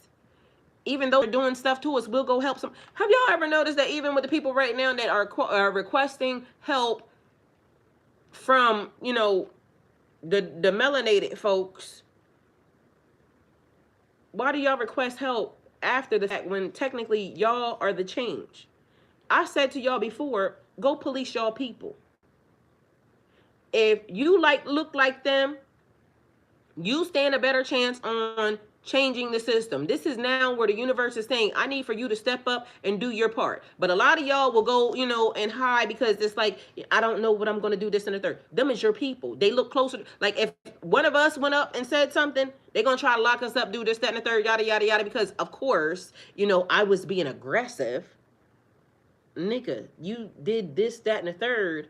I wasn't being aggressive. But why do I even gotta, why do I even gotta now lower myself? Because I told y'all, what if God was one of us, right? God sitting right in front of your face, right in front of your face, talking to you, right? Here I am, talking. But it will be people that come in this chat, and remember, they used to do it all the time until they figured out, like, don't play with her. You're a witch, you're a demonite, you're a demon, you're da-da-da. Meanwhile, I don't talk about nothing but God. I talk about staying in alignment. I talk about don't start none, won't be none. I ain't never said nothing that tells anybody that I would be anything outside of the ramifications of God. But I done been called every name under the sun because it don't look like what people, you know, deem to be. Mind you, I look like what was actually here from the beginning. I look like what all of y'all should be looking like. Because as of now, even the ancestors was covering, but our environment is so much worse now because of the people that, you know, the powers that claim that they would fit, like Kevin said. Kevin said that about the demonic of the industry and the music. So if I got to tell you that I'm in this industry, I'm in the music industry, and this industry does stuff that, you know, could potentially be displayed as demonic, but I'm gonna try to do my part and being, excuse me, as positive and trying to, you know, bring it to this. Because again, I keep saying, like, what really is that if, like, we already talk about the hate thing, what really is that if I done heard and I done seen and I done know of bad men that they call bad men that do more than what they claim to be good people that's up there stealing, that's sitting right in the seat stealing in our faces every fucking day, not worried about the people, but yet they call other people bad men. What are they? Like, they don't discrepancies in the system. They don't see their problem, how they're bringing problems to the situation. Like, they are now single-handedly, y'all, this is America. This is America. This is not America. What the fuck? Hate is a deep and intense feeling of dislike, hostility, or aversion towards someone or something, which it gave me aggression. So let me see if this is real, because let me tell you, I feel like they triggering again. Let's see if this is real. What is the etymology of this? What is the of hate?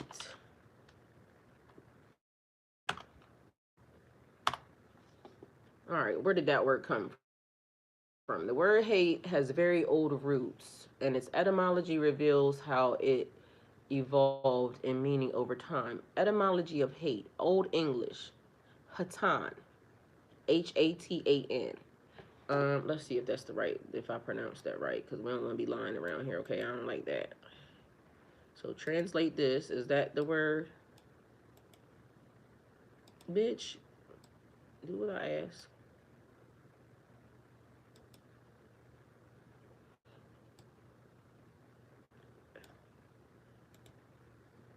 All right, it don't, oh, hold on. Yes, it do. I was gonna say I don't want to translate. Let's see.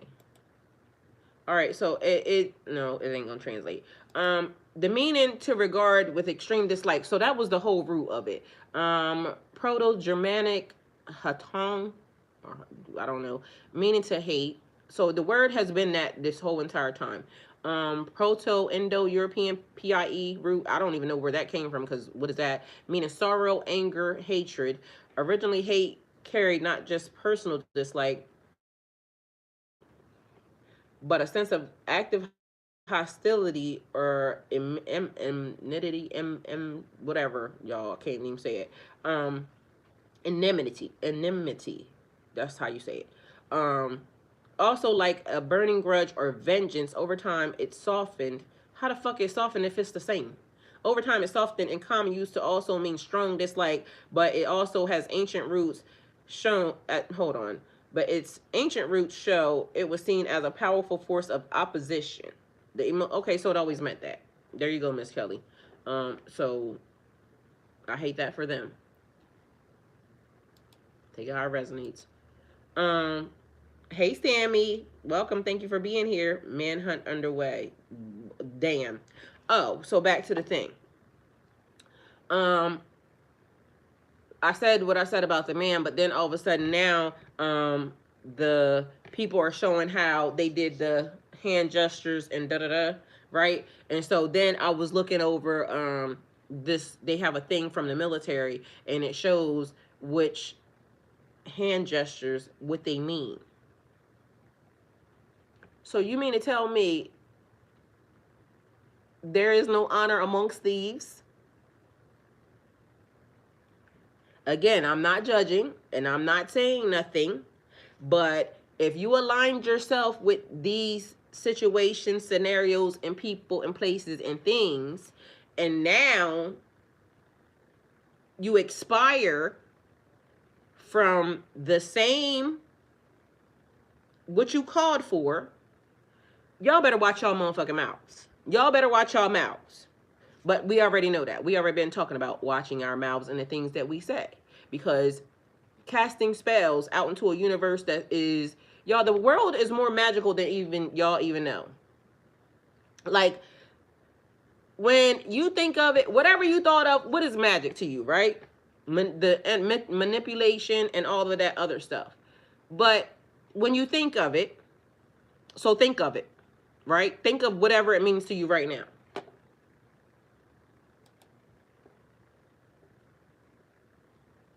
That's nothing. What you thought of is nothing. Now, what you thought of, multiply that times infinity. And now your brain just got bigger. You just learned something beyond what. But mind you, when you multiplied it to infinity, that was nothing. Okay? So, if what we think or what we have been taught is this, whatever this is, and the circumference of it is bigger than this is what we thought, and then they said think bigger, but mind you, even when we thought bigger, so it's like the equivalent of when as above so below, and you see the trees above but not realizing that all the everything that is connected underneath, from the branches to the this to the that. Did y'all know that even when like they cut down trees and this, that, and the third, right? And they remove whatever's at the surface, and then out of nowhere you start seeing a tree grow back. Like, it's happening right outside of my yard. A tree got cut down, it was rotten. But what happened was, once it got cut to where, you know what I mean, the tree started feeling like, or it could get nourishment, and from what they, what I understand, it's the signal that goes, you know, from here to there to, you know, I'm in Georgia, and then the tree connection being all across the world or whatever, like how things are. But not to mention, even when it can't take root, water, memory, cells, everything being connected. So on one side, you got everybody fighting to be, you know, on a positive mindset, because, you know, but we got to have both things, because we can't just extinguish the dark. When one exists, so does the other. If you get rid of one, you get rid of all. So you have to learn to control the demons. Meanwhile, now there's other realms being introduced. Now, the way that this timeline worked was natural, normal flow, because this is the way the timeline worked. But then you started introducing stuff that didn't belong in this timeline.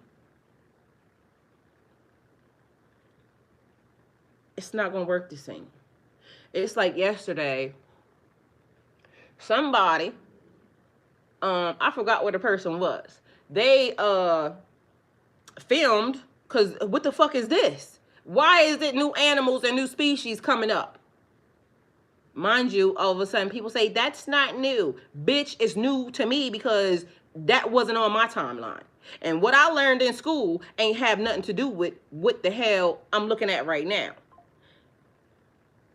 But then they try to convince you that that shit existed. But mind you, if I'm running in a timeline where I also ran in a timeline, but mind you, the energy said, if you died in this timeline, but yet the energy still wants to be alive, and they figured out that I need to go find you in another timeline, I can jump to that timeline. Because what they said was, older spirits that have already been here know how to jump without having to use that vessel. The energy is doing it. The energy's doing it. So, okay, here goes the video, because the person stops and they, you know, we instantly pull out the phones because that's what we do on this timeline, because shit, so what the fuck is that? It looked like a rabbit, but it got a flat ass. And then they said it's invasive. It's an invasive species. But mind you, people have been dealing with this shit the whole entire time. Apparently, farmers know that if it gets on your property, they fucking kill cattle. It's a rabbit. That's not a fucking rabbit. I don't know what the hell that is. It got a name. But meanwhile, it's been already on this timeline. It's been on y'all timeline. So apparently, y'all live on the Berenstain Bears timeline or the Berenstain, whatever the hell. Because y'all noticed that things was happening. Now, I'm confused. Because how did that start to happen? How did that start to happen? So if I told y'all how it happened, right? So say I, you know, worked at such a certain place, right? And I got the memo when it came in. And it said, y'all, we fucked up. We started playing around with some shit, and we done opened the gates of hell. But we can prove that the gates of hell exist, though. Like, hey, silver lining. Because, you know, we didn't know that the gates of hell, we thought it existed. Now we know it existed, but we done opened a timeline to the gates of hell. Yay for us that we did it. But oh shit, because how the fuck do we close the gates of hell?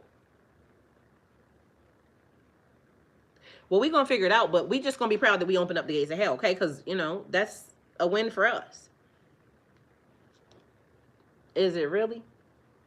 All right, so now you got different entities and demons and da-da-da-da-da. Not only do you have, you know, the demons that you already had to contend with in your own body, because shit, it's nice around here and we want to do shit. And why would we not? Because it was given to us. Everything belongs to you, but nothing belongs to you. And then meanwhile, here go diamonds. All right, well, you having to live through all of these things and having to go through all of these things, it could be fucking stressful, okay? In the process of that. When I got this message, I thought I was about to be gifted, you know, all types of, you know, diamonds.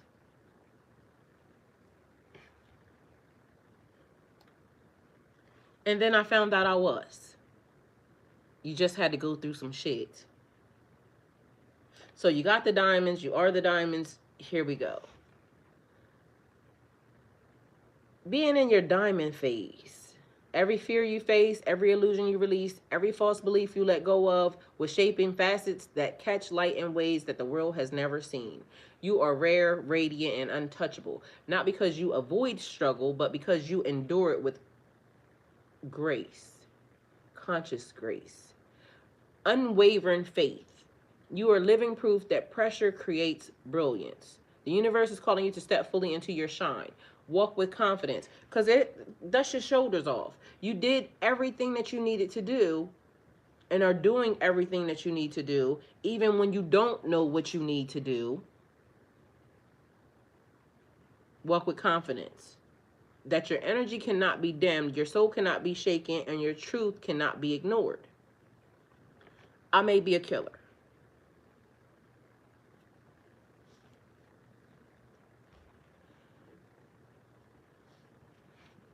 I may be a manipulator. I may be whatever it is these people said, right? But does that make me really a killer or a manipulator or whatever these people said? Do I have to take on what somebody said about me? We don't have to take that on. You can know what you need to know about you. I ain't no killer, but don't push me. I ain't never done that. But, you know, if the mind counts, then I'm a killer. Because God, get them. Get them. You are radiant, you are rare, and you're untouchable. Not because you'll avoid the struggle, but because you endured it with grace. You went through everything, or you're going through everything that you were called to do, and you still walking in alignment. So people are going to come and they're going to say, what type of such and such are you? Who told you da da da da da? Because, you know, they think they're right. They think they know stuff about you. They think that whatever, you know, conditioning they have been under, they're right.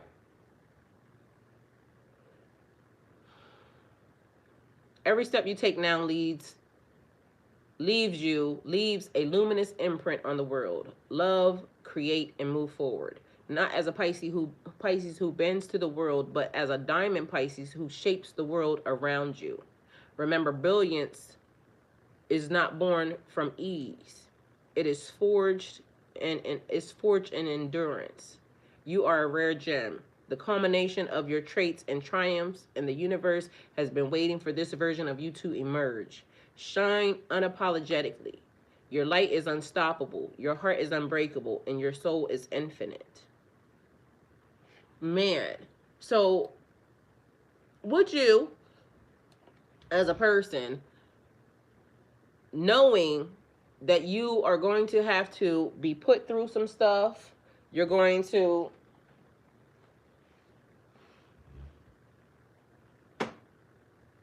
I guess she done rolled out. 7. Oh. Never mind. I didn't mean to bother you. Y'all, she was up on the chair looking outside. I'm all in her business. I'm sorry. I just didn't see her. So,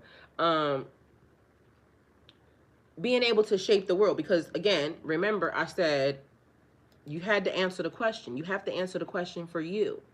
The fucked up sounds intentional. Well, definitely, because you have to be able to have the knowledge, the awakening.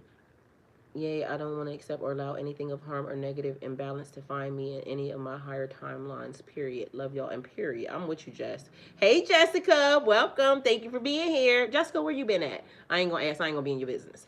Prayerfully, you know, avoiding this shit that's happening, but you know, it is to each his own. Crossing T's, dotting I's, and knowing, you know, what we have to go through. So pressure makes diamonds. And I know when people saw this, it was all like, you know, da da da da da. But mind you, the ring, like I said, came from relationships, connections, partnerships. Y'all, what do y'all want to be? Like when you grow up, what do you want to be? And I know all of y'all are grown, like I said, I'm of age. But when y'all really grow up, what do y'all want to do? What you want to be? Because the way I see it and the way I feel about it, it seems like, I told you, I'm 49 years old right now. This is the first time I feel like, you know, like I've been alive, I've been living, but I feel alive. I really am now starting to live. This is like yesterday, even with my sons, you know, I'm happy and going into another transition, because at first I wanted to be by myself, right? And not in the world, but just, you know, have time, right?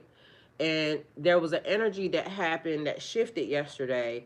And I said, not for nothing right now, I'm glad that I can see both my sons on a daily basis. Because of the fact that whatever is happening, you know, I'm just thankful that I can know whatever it is that's going on. They still have their own lives. They still, you know, do whatever the hell they gonna do. But it is, it feels good to me that I know where they are. Although I have 2 other kids that are, you know, in other places, and I would love for them to be closer, but everybody's still doing exactly what it is they're doing. But yesterday, it also made me call my daughter and tell her about, you know, some of the stuff that's happening right now with the young girls, because there's older men. What the fuck is wrong with y'all too? Like, y'all are so disgusted. And it seems like over time, and just because y'all got molested don't mean y'all have to molest. Y'all do know that, right? Y'all don't have to do that. You can take the option to know that somebody is connected to you, and even if, because y'all are forgetting the energy, and I know why some of them, but the energy is not for you right now, period. And y'all old ass niggas that always think that y'all, whatever y'all, like, learn to tap in. The reason why y'all going through a lot of the shit y'all going through is because y'all not taking the time to fucking sit y'all old asses where y'all belong to and figure it out. Y'all always think that the way to do something is to go fucking, you know, get under or on top of something. Like, stop being so fucking disgusting. Let these little girls just grow the fuck up. Like, stop doing that. That would be helpful. Because what y'all really don't understand is y'all worried about something that is, there's layers, like they said, layers. But do y'all realize that these niggas is definitely, and I'm blaming y'all because y'all the ones that fucking do it. There's layers behind what's happening right now. There's fucking diseases that is expiring people, right? And now because these old ass niggas is out here messing with these little young girls, and then the young girls messing with the, you know, the other people, and women do it too. I get it, but y'all are the ones.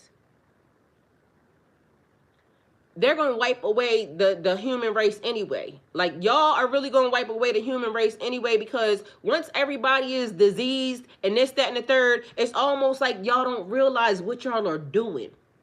The ripple effect of what y'all are doing with that is going to fuck up everything. Like, y'all worried about some shit that basically don't even matter, because even them nasty motherfuckers that is, you know, trying to hide the fact that they've been doing, sooner or later, everything is going to be touched by the disease if they don't stop it. And so instead of them trying to stop it, these niggas is trying to lower the age so they can keep doing it. That's weird. Like, I don't understand how people, like, common sense and rational thinking, critical thinking will help y'all. Like, you don't have to create something to know that if I do this, 20 years from now, everything's going to be gone. Like, apparently a lot of y'all can't think into the future or something, because, like, what the fuck is that? And like I told y'all yesterday, how they doing these kids, all of a sudden, it is the run on the autistic children. But why are y'all not realizing that if the people, the same people that I think it's been over 17 years now, that they already been plotting. And this is where the other problem comes in at, because the people who are listening, y'all ain't fucking listening. They have, and I just said they're plotting in it, not seeing it in advance, but clearly they're also seeing shit in advance. When one thing exists, so does the other. So they can see one thing in advance, but they can't see the other thing. And the shit that they do, they don't realize it still fucks with them. So if I take 17 years ago and I take the fucking cursive writing out of the fucking system, and I told y'all this, I've been telling y'all this for years, before it got 17 years, before it gets 29 years, before it gets 50 years, before it gets 100 years, I already been telling y'all, if they take the cursive writing out, guess what? It don't matter. Nobody's gonna know how to read or write in cursive. I know how to read and write in cursive, but you know what it's gonna look like to one of my kids later? Fucking hieroglyphics. That's what it's going to look like. Ancient writing. I'm going to be an ancient writer, a scribe, because I know how to write in cursive. Meanwhile, somebody 20, 50 years from now, they're not going to get the information. Okay? Look what's happening. It was common sense. Now, the other thing. They're saying something about these fucking kids. But meanwhile, if I want to really build a slave fucking race, I'm going to get some people who can't fucking think. Not realizing, y'all, these kids is tapped into something different. And they're going to play and they're going to fuck around. And then it's going to get real strange. But the issue is if I can just control everything that you do, because a lot of the autistic kids, some of them are not as like, it's the functional ones. The ones that I can tell what to do, but their mental function might not be all the way, like, you know what I mean? They gonna think that I'm their well-being. Like, you know what I mean? They can rational, they can critical think, they can do all those things. But because I told you, my mom has an autistic child. And literally, he functions one way and it don't, but the nigga's smart. So it's strange how they function. But anyway, the point of it is if I can get a certain type of one of them, and I can now be the overseer, I can have a race of motherfucking, you know, people that I can do whatever. Like, they talk about robots and this, that, and the third, but meanwhile, why do you think they're targeting? Because literally, I heard this conversation the other day. It was weird because out of nowhere, I'm just sitting minding my own business, and then that's what pops in. That's why they're trying to do that. That's why they're trying to log them. Because they're trying to figure out which ones can still be productive. And because they don't need y'all YNs running around here. Y'all are unpredictable. Like, y'all niggas, we already thought that we had y'all pegged, but then niggas, y'all got on top of rooftops and shit. Y'all out here being spiritual and YNs. Like, that don't even make sense, but shit. Y'all out here, y'all are fucking with the algorithm because of the fact that it said that y'all would do this, and meanwhile, y'all did that. I can't predict it anymore. So now I got to do something that's going to be less docile. Y'all, and I said to y'all the other day, protect them kids. Protect, if you have an autistic child, protect that child at all costs. Because literally, I don't feel like whatever it is they're trying to do is good in no way, shape, or form. Because why are y'all doing that? Why would y'all be targeting? When a person targets the weak and helpless, and again, not that they're weak and helpless, because I know a lot of them, and a lot of them fully functional and smart. I told y'all, I done watched a lot of women that came here had autistic children. I watched one of the people that come here, I watched her kids literally on the screen on FaceTime. They didn't realize that I was on the screen, because the screen had gone dark. I watched them do something that I told her, you said they couldn't do that. But mind you, I watched this child just do some stuff, and one of them, they said couldn't talk. One of them, they said they couldn't talk. That very day, I was on the screen. The girl was doing something. The boy that they said could not talk asked her, "What are you doing?" I said, "I thought you said he couldn't talk." He don't talk. Well, he was just talking while you was gone. I was sitting here watching him. How do you not talk to your mom? How do you trick your mom? Well, and mind you, it might just be that that's just what he does, what he wants to do. Not even saying that he tricking her or anything like that. But I watched this child do something that his mom said he couldn't do. I watched the other child do something that, listen, so take it how it resonates. And like I said, not saying nothing because I love the kids and they're the beautiful children. But literally, I watched them do some shit that their mom said they couldn't do. Their mom said they wasn't doing. So, I don't know about y'all, but because to me, it would also be like the equivalent of if you put a camera in the house or in the room or whatever, they kind of would start to, you know, follow and flow or do stuff where the cameras can see them and where they, like, y'all don't know. These kids are smart as fuck. I don't know what frequency they on, but I feel like that would be the key. And, you know, whatever it is, because I don't know what, you know, how that goes. But I watched multiple ones. The one that my mom, the child that my mom has, when he was younger, He grown now. I don't even know why I'm saying child that my mom has, but he's older now. Y'all, what type of birds are these? Are these fucking? They're see. I don't know because they would say they're black. It's either a crow or a raven. It's three of them right here. He started messing with the TV. I told y'all before, and I was trying to figure out what he did to the TV. I couldn't figure it out. Nobody in the house could figure it out. I gave him back the remote. Fix it. He fixed it. Unlocked the TV from what, like, mind you, I didn't even know the TV could do whatever the fuck it was that he did. But if he's playing with electronics, and mind you, listen, take it how it resonates. Either way, let me make sure I gave y'all what I was supposed to give y'all before I get going. Y'all making sure y'all answer the question. Pisces shaping the world rather than bending to it. Naturally, I already said all that. Bending, reacting to circumstances, people, and external expectations. I need to get some tissue because my nose is snotty. Being molded by what others want or by social pressures. And then it says shaping because it gave you a couple different scenarios. So shifting from influence to creation. So shaping would be acting with conscious intention, using your unique vision and empathy to influence outcomes, inspire others, and to create environments that honor your soul. Owning your boundaries. Bending is letting your heart absorb everything, emotions, drama, and that unresolved energy of others.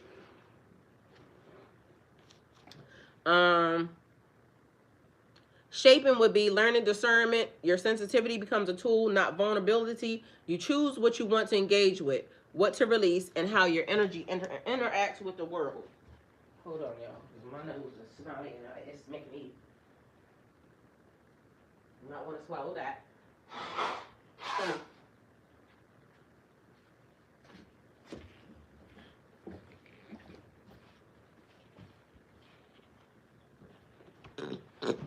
All right, let's see.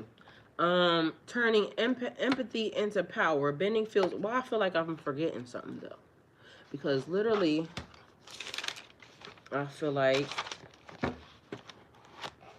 because I hear something about twin. It's that song, Twin. Where have you been? So take it how you resonates, but letting your heart absorb everything, emotions, drama, or unresolved energy of others. Shaping will be learning discernment. Your sensitivity becomes a tool, not vulnerabilities. Already said that. Turning empathy into power. Bending would be feeling drained by others. Why is it still doing the same thing? It keeps talking about the twin that absorb is that's trying. All right, so okay.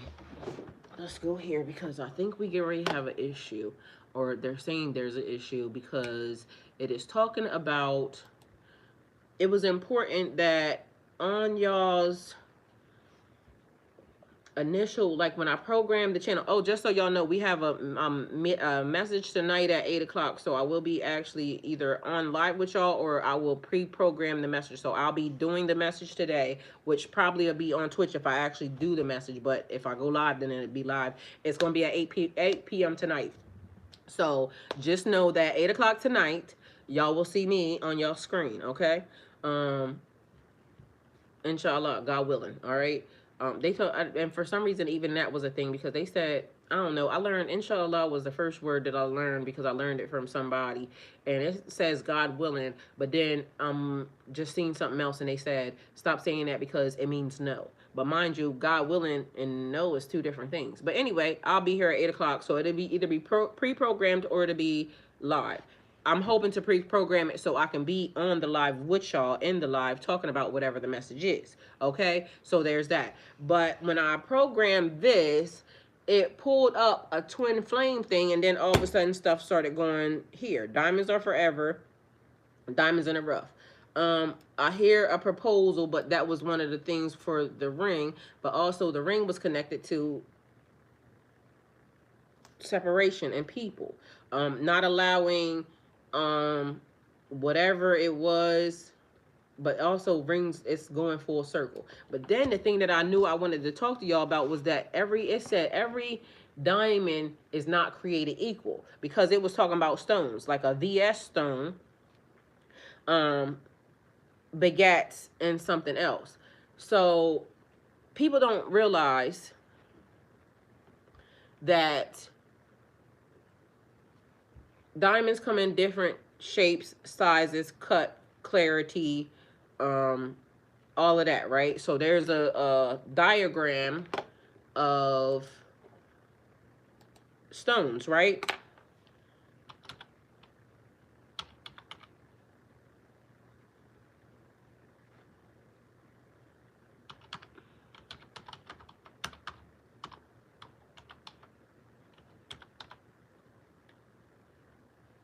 All right. A lot of people, you know, they have rings and it has like a lot of baguettes in them, which is a lot of little ring diamonds, like cuts and shit, right? And although they look amazing, it's really shit.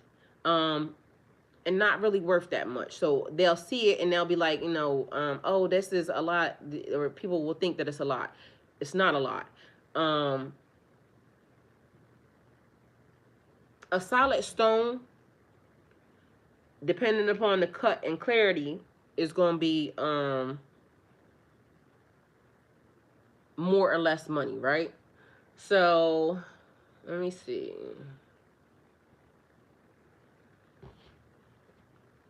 It says cut is how well the diamond has been shaped and faceted, you know, installed. I think that's what I mean. It also it affects how brilliantly it sparkles. Okay, so it says round, brilliant, the most classic. Well, I feel like somebody trying to get me to tell them what type of ring I like. Anyway, take it how it resonates, but it's talking about spiritual, but that's what I felt like in the process. Round, brilliant, the most classic and sparkly cut, symbolizes wholeness, eternity, and pure light. Princess cut, square and sharp edge, symbolizes strength, confidence, and precision. Emerald cut, it says it's a step cut with long lines symbolizing clarity, wisdom, and vision. Maybe this might be based off the type of ring that you even have also. So if you have a ring, they could be saying that.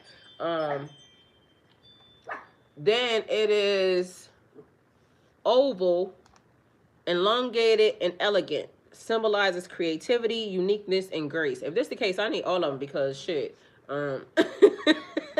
You know, one for each day of the week. I don't know. Just joking. Marquise cut, pointed ends, boat shaped, symbolizes ambition, movement, and bold expression. Teardrop, half round, half pointed, symbolizes emotional depth and spiritual awakening. Okay, period. I like that. Heart, shaped like a heart, symbolizes love, compassion, and emotional purity. Cushion, I don't know what that looked like, but oh, that's the thing that sits maybe in. Rounded square with soft edges, symbolizes gentleness, balance, and nurturing. Let me see which one I would like.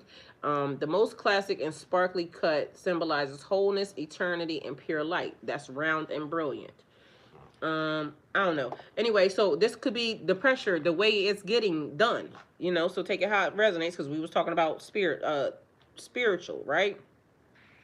What you could be getting forged into. Okay, so clarity is about how pure the stone is, whether it has inclusions, inner flaws, or blemishes. Surface flaws. Okay, so my first, no, that was my second. My first one, I probably didn't care at all, period. But for some reason, my second, it was very important. So I had a VS stone. Matter of fact, I still actually got it. I think I might even have the, matter of fact, I ain't gonna go get this shit. Let me go get it. It was very important about which one I had. And it was, I went in to multiple different places. And we went to Philly to pick up the ring. Hold on, y'all.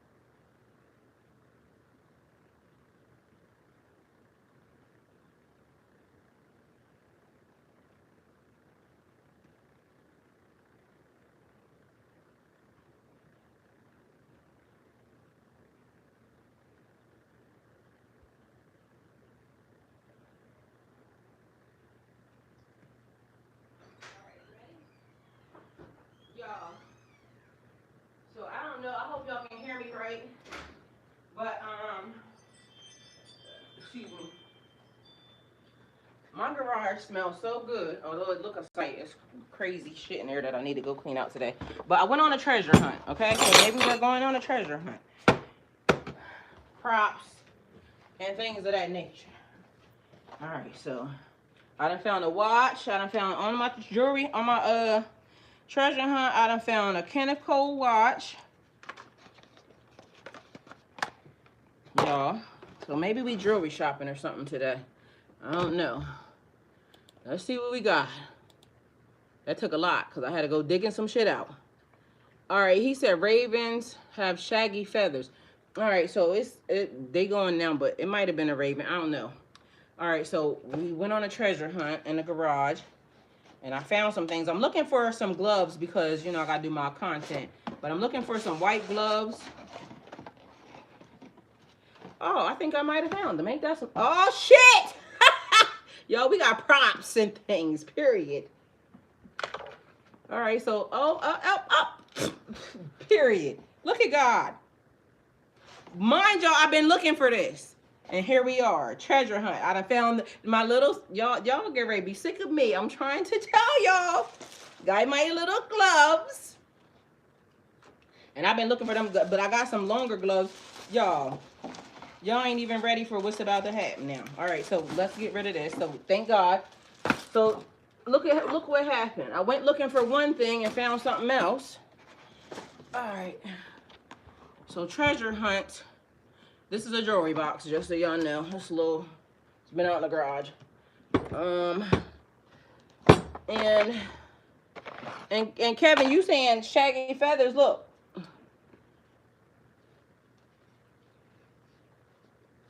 They look like that. All right, let me see if I can find this ring.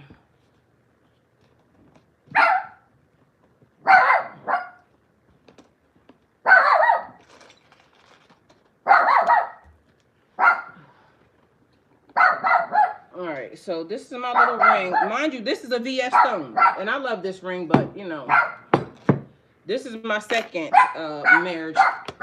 Ugh, shit.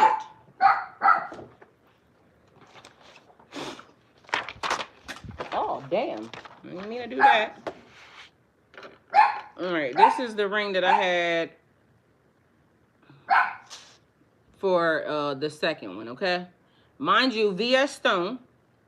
And I got paperwork. These rings come with paperwork. It took me a little while to, because I don't want to put that on my motherfucking finger. I almost did. And we don't need to pop that nigga back up.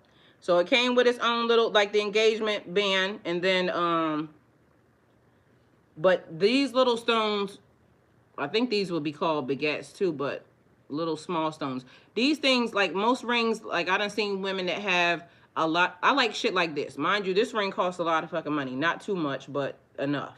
More than what they had at the time.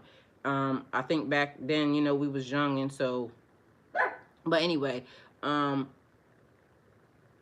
these stones right here are, the whole stone costs a lot of money. So I like whole stones more than, you know, everybody be blink. Let me not do that. Like, why the fuck I keep wanting to do that?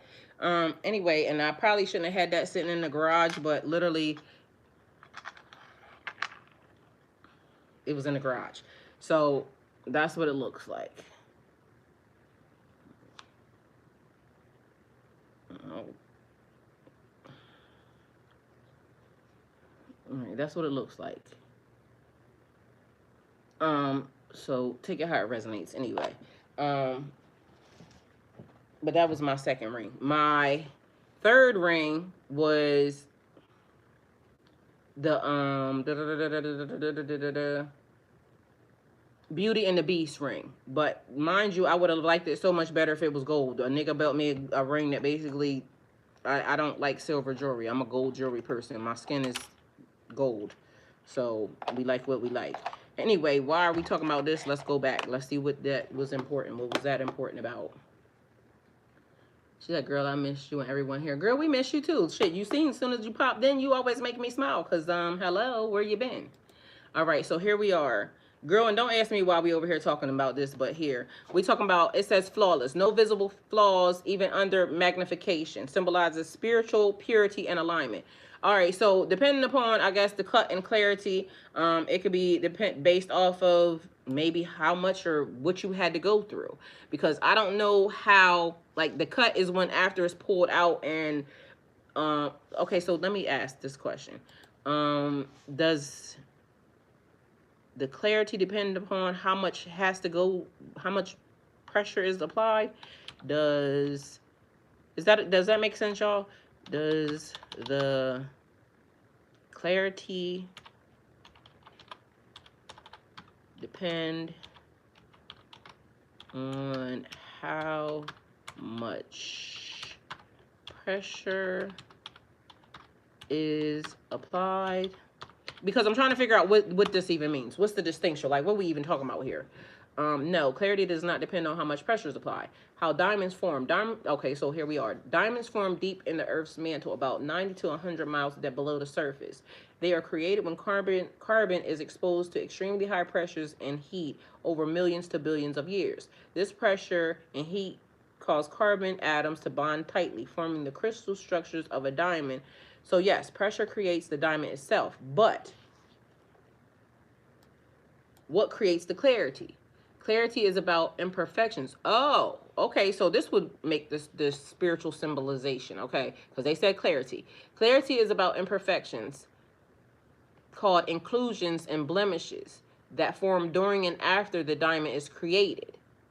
These can be tiny crystals, fractures, or irregular, y'all, why I can't say it. Irregularities is the word. Don't ask me why I couldn't say it. Inside of the stone. The amount of pressure doesn't directly determine clarity. Instead, clarity depends on how pure the original carbon was. I think I know where we're going here. We'll see. How stable and even the growth environment was. Whether other minerals or gases got trapped inside during growth, whether stress or shifting cracks or marked the crystal as it rose to the surface. So high pressure makes diamonds. Clean, stable conditions make them clearer. Turbulent, chaotic conditions make more inclusions. Okay, so let me see. I think I know what they mean. I think they know what they want me to tell you, but give me 1 second. So, spiritual reflection, let's see what it says, and because I'm going to ask it something else to make sure of what I think they're saying. Metaphorically, this means pressure gives you strength and form. Clarity comes from peace, purity, and inner alignment while under pressure. Yeah, I think it's right. You can go through intense transformation, but the inner clarity depends upon how centered and aligned you stay during this transformation. Boom. Okay, so let me see. Let me do this. I love that. You know how I said to y'all, a person that has found peace, like, they don't ever try to mess with a person who has found peace, because you're gonna have to definitely get somebody else to do it, right? Because long story short, once you find peace, it's like Omarion. Y'all know Omarion. He one of them people, right? The energy is like remains unbothered no matter what a person seems like they try to do, say, or any of that. We just don't care, because again, like, I like peace. Peace is important. Peace will get your ass here or there real quick. You see what I'm saying? Don't disturb the peace, because what it's also saying is your clarity, like the value, because a VS stone is valuable, very valuable, right? Let's see. Hold on, let me finish this. Okay, I like it. They took us all the way around the block to get us here, but I guess you needed to know everything.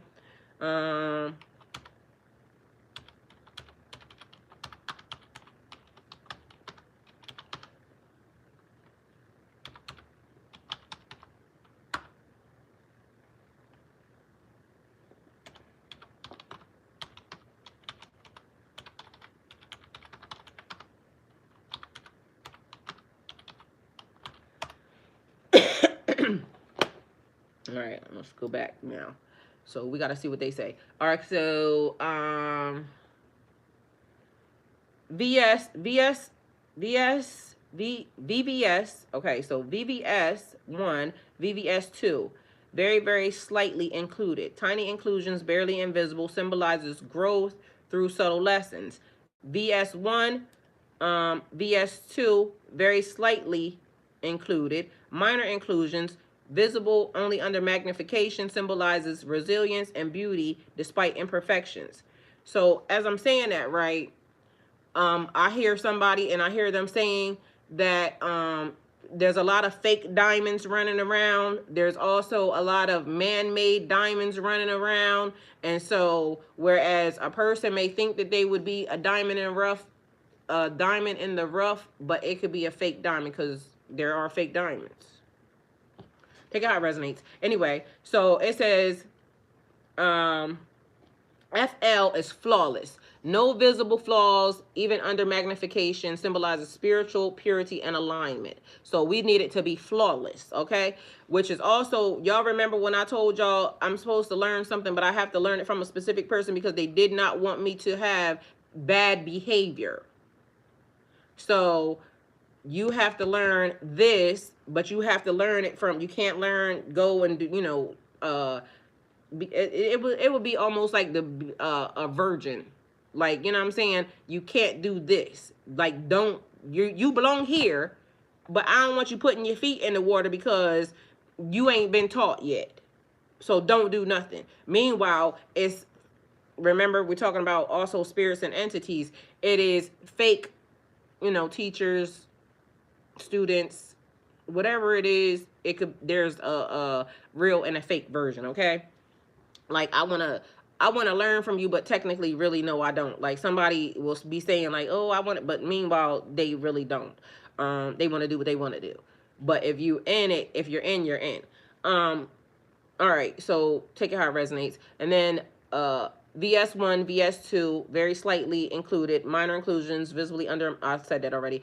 S1, SL1, is that SL1? Slightly included, or SI, I don't know. Then there's 2, noticeable inclusions under magnification. Anyway, I don't think that really matters more than, well, I guess it does, because if you know where it falls, right? It says clarity represents how clearly your soul's light shines through.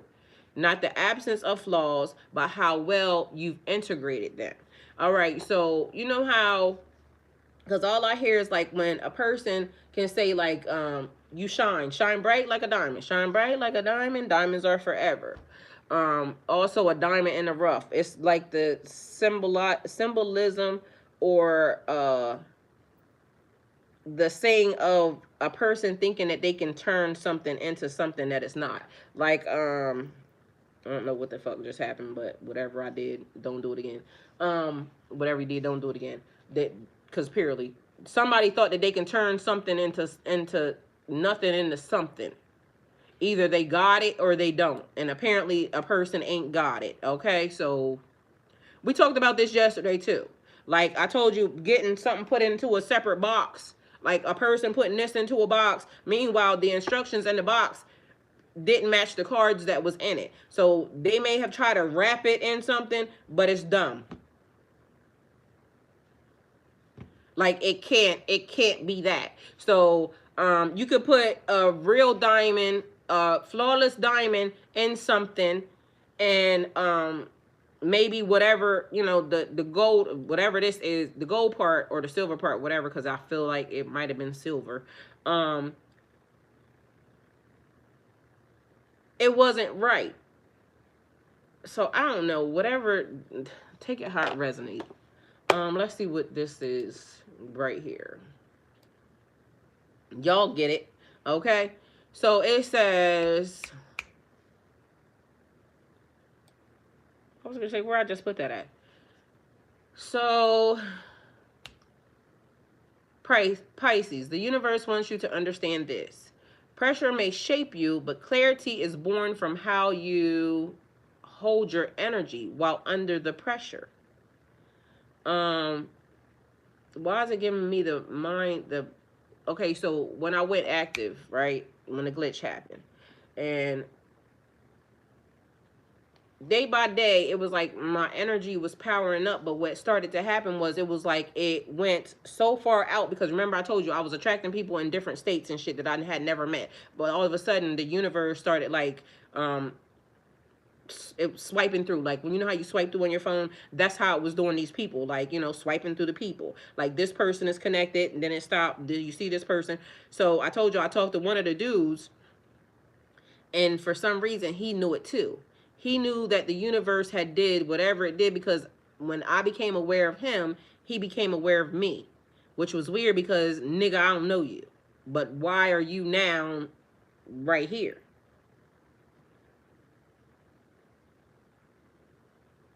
But at that time, it was like I went on sun mode, light mode, and I told y'all this, but I couldn't stop it. It was like I was leaking, like leaking sun, leaking energy. It was going everywhere because it was a lot of it. I had enough to give, but I didn't want to be giving it in certain places, like, because no. But I didn't know how to turn it off. But as time went on, it started to do its own thing anyway. But then, like I told y'all before, the energy's talking. Your energy's talking to other people in different states, different countries, different da da da da da. Because they said think bigger, shit's bigger, right? But how did it do that? How did the energy just turn on to where it just started illuminating everywhere? I don't know. But I take it how it resonates. You can believe me or not. This shit's true. I'm not joking. Shit was weird. So, mind you, I kept even saying to y'all back then, I'm becoming weirder than even I'm used to. Like, if I didn't know me, I would have thought that, bitch, what is wrong with you? You're definitely bugging. But it was happening. The world saw the pressure, but only you knew the stillness you had to find inside to survive it. Remember, I told y'all it was like on a daily basis, I'm having to make sure that, because what's the number one rule of Earth School? The number one rule of Earth School is don't die. Do you know what happens when a lot of pressure gets applied to you and a lot of shit starts happening to you? People have heart attacks and strokes and things of that nature. So you have to really actually learn to be really unbothered. You have to really learn that your peace is imperative, because otherwise you could die, right? So be mindful of that. And like I said, my shit was weird and fucked up. And so to me, if I was going through that and I knew how hard it was to kind of control the way I felt sometimes, mind y'all, this is one of, I'm gonna just be honest, because you know we can't do nothing else and God already know it. So I've had to do anger management, right? And not for nothing, every time, and I don't know if I should say this, but I'm gonna just be honest about it. Every time I have gone to anger management, which I think was a total of twice, I literally beat the system by just, you know, telling them what they want to hear. How I knew that I had really actually overcome, like, you know, because who the fuck wants to go and talk to a person about whether or not you're fucking, you know, an angry ass bitch? Mind you, I was young at this. But so many things played a part in me being angry. You know what I'm saying? And I done just sat here and told y'all some of the things when it came to like my dad, or you know, situations of that nature, right? You know, stuff that goes on. Because who the fuck wants to be in a one parent household? I didn't like. I love my parents. Like I wanted to be, you know, raised by two people. I should have been raised by two people. Like why would I not? But anyway, from young, I can remember the rage that I had in my body, to the tune of it would start at my feet. I could create a fire in my body that by the time it got up, I was just going to explode. And it's weird when you are such a age, or, you know, people look at you like you're a girl. Mind you, again, I'm not that tall, and I've never been really all that big ever in life, right? So to most people, that would be funny. But growing up and being a teenager, you know how people pick fights and they bully and all this other shit? I was always afraid to get in a fight. Not because I was afraid of getting hurt. I knew I would kill him. Like, the amount of rage that I had in my body, that would have been one of my demons that I came into this realm with. And it only ignited growing up, seeing adults fight and argue and be enraged and the police coming. Like, I have a warrior princess, a warrior queen energy. Because again, I told y'all, my first response is, you do some shit that's real ill to a person, bitch, God get them. And so in my mind, I'm thinking, you can't fight these people. Hey, Avante, my brother, my younger brother's over there. You can't fight a person. It was almost like they're kids. And mind you, I was a kid too. But I'm going to fuck you up. Because the amount of rage, and mind you, I come from an era where don't you lose. Like, my family, don't you lose. If you lose, you're going to get your ass beat. If you run away, you're going to get your ass beat. And if you don't help your brothers, you're going to get your ass beat. That's where I come from. So I felt like a normal child would be at a disadvantage with me. Because, bitch, I'm going to put the paws on you, for real. Like, don't fuck with me. Don't fuck with my brother. Don't fuck with my cousins. Mind you, I'm not the oldest cousin, but I'm the oldest cousin. I'm not the oldest sibling, but I'm the oldest sibling. Because guess what? When people get called, I'm the oldest sibling. Mind you, I'm small. So I'm learning to wield a power at a young age that I know I could feel the fire. Like, bitch, by the time this fire gets up here and it's these hands, your ass is done for. The bus pulled up one day, and I remember us when we moved to Virginia, and they thought that because we came from Delaware that we was punks or pushovers or whatever. Bitch did something to my motherfucking brother, and by the time the bus was pulling up, me and my brothers was scrapping. My mom had to come on that bus and get us the fuck off of them kids. Because don't play with us. Don't play with me, please. And so I told y'all I knew how to speak to the universe. And the universe would, you know, do what it need to do. And by the time I was an adult, like, not really an adult, but, you know, grown enough to be, like, some of the things that probably could have happened didn't. And thank God. Because, again, when you go to counseling and things of that nature, I say what I need to say in order to, you know, get y'all to leave me the fuck alone.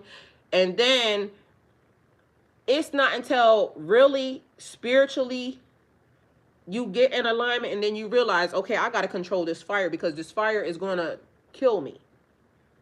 This fire is going to consume me, This fire is going to do, and then, and the weird part about it, I ain't even gonna lie to y'all, when I got rid of the fire, mind you, and it's not gone, but I haven't been able to, and maybe because I haven't even tried, because, you know,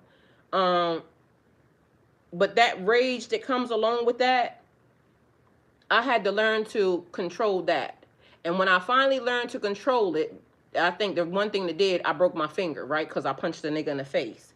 And so I broke my finger and I had to get my finger operated on. And I thought my finger was never going to go back to the way that it was because my finger was bent right here. And I had to go through surgery. They put pins and shit in my finger. And I think that's what taught me, keep your hands to yourself, bitch. But before I didn't. So that also helped in the, you know, figuring out. But mind you, the crazy part was before I even broke my finger, I knew I was going to break my finger. And I knew which finger it was. It was crazy. But anyway, I punched the nigga in the face for doing some shit that, you know, nigga, why the fuck is you doing that? Matter of fact, he was asleep and I punched his ass woke. Not sorry. Even to this day, not sorry. Because, nigga, why the fuck is you doing that? But I don't put my hands on men no more. Anyway, and it wasn't because, you know what I'm saying, he did anything to me, because, mind you, that punch almost, like, knocked his lights out. So, or he was already asleep. Either way, that punch rang volumes. Spiritually and motherfucking 3D version, right? So, when I learned to control the fire, it was because of me. It wasn't because, you know, they told me to go to counseling or any of that, because I manipulated my way, and you know what I mean? Whatever you need me to do, I'll do. Because, bitch, I don't want to be here with y'all. So, people also don't realize in manipulating others, you kind of fuck with yourself. Because where there's supposed to be growth, it's not really. So, then I had to also learn accountability in the process. And everything ain't about, you know, what you want or how you want it, right? I know that's right, motherfucker. And it's funny, you know what I'm saying? But, and matter of fact, I'm definitely not sorry. That's the same nigga. This nigga hit me hit me one time with a fucking, I had to get stitches right here on my motherfucking forehead because of this nigga. Mind you, he still got punched after that. So, you know, it was a little bit of abusive, toxic love. But he was one of my best niggas too. So, you know, take it how it resonates. Either way, had to learn not to do that anymore. But when you start to grow, and then you got to remember, this is child aggression that is undirected. It's natural. It's conditioned, because again, I told you, my uncle let us box. Like, we was allowed to do shit that, you know, sometimes I feel like it was a good thing. We was allowed to box. We was allowed to, you know, shoot guns and shit in the country off of fucking, you know, like, we was allowed to do shit like that. So, a lot of unchecked aggression, but also I knew better. I knew better to fight other people, because I didn't think that, you know, like I said, they could have won. I don't know, but in my mind, I felt like the amount of aggression that I had, bitch, your ass is definitely at a loss. But do you know how much better I felt when that fire didn't control me? Because that fire would come on its own. I didn't control your demons. You know how I tell y'all all the time? You have to control your demons. That was one of the things.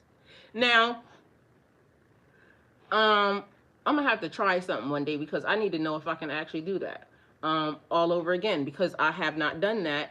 But mind you, the other reason why, like, even when I stopped drinking, do y'all know that the reason why I stopped drinking was because one, in growing and moving into, you know, adulthood and situations of that nature. But I also thought that I kept having visions of me waking up. When I started having blackouts and shit like that, I had visions of me waking up in the police station.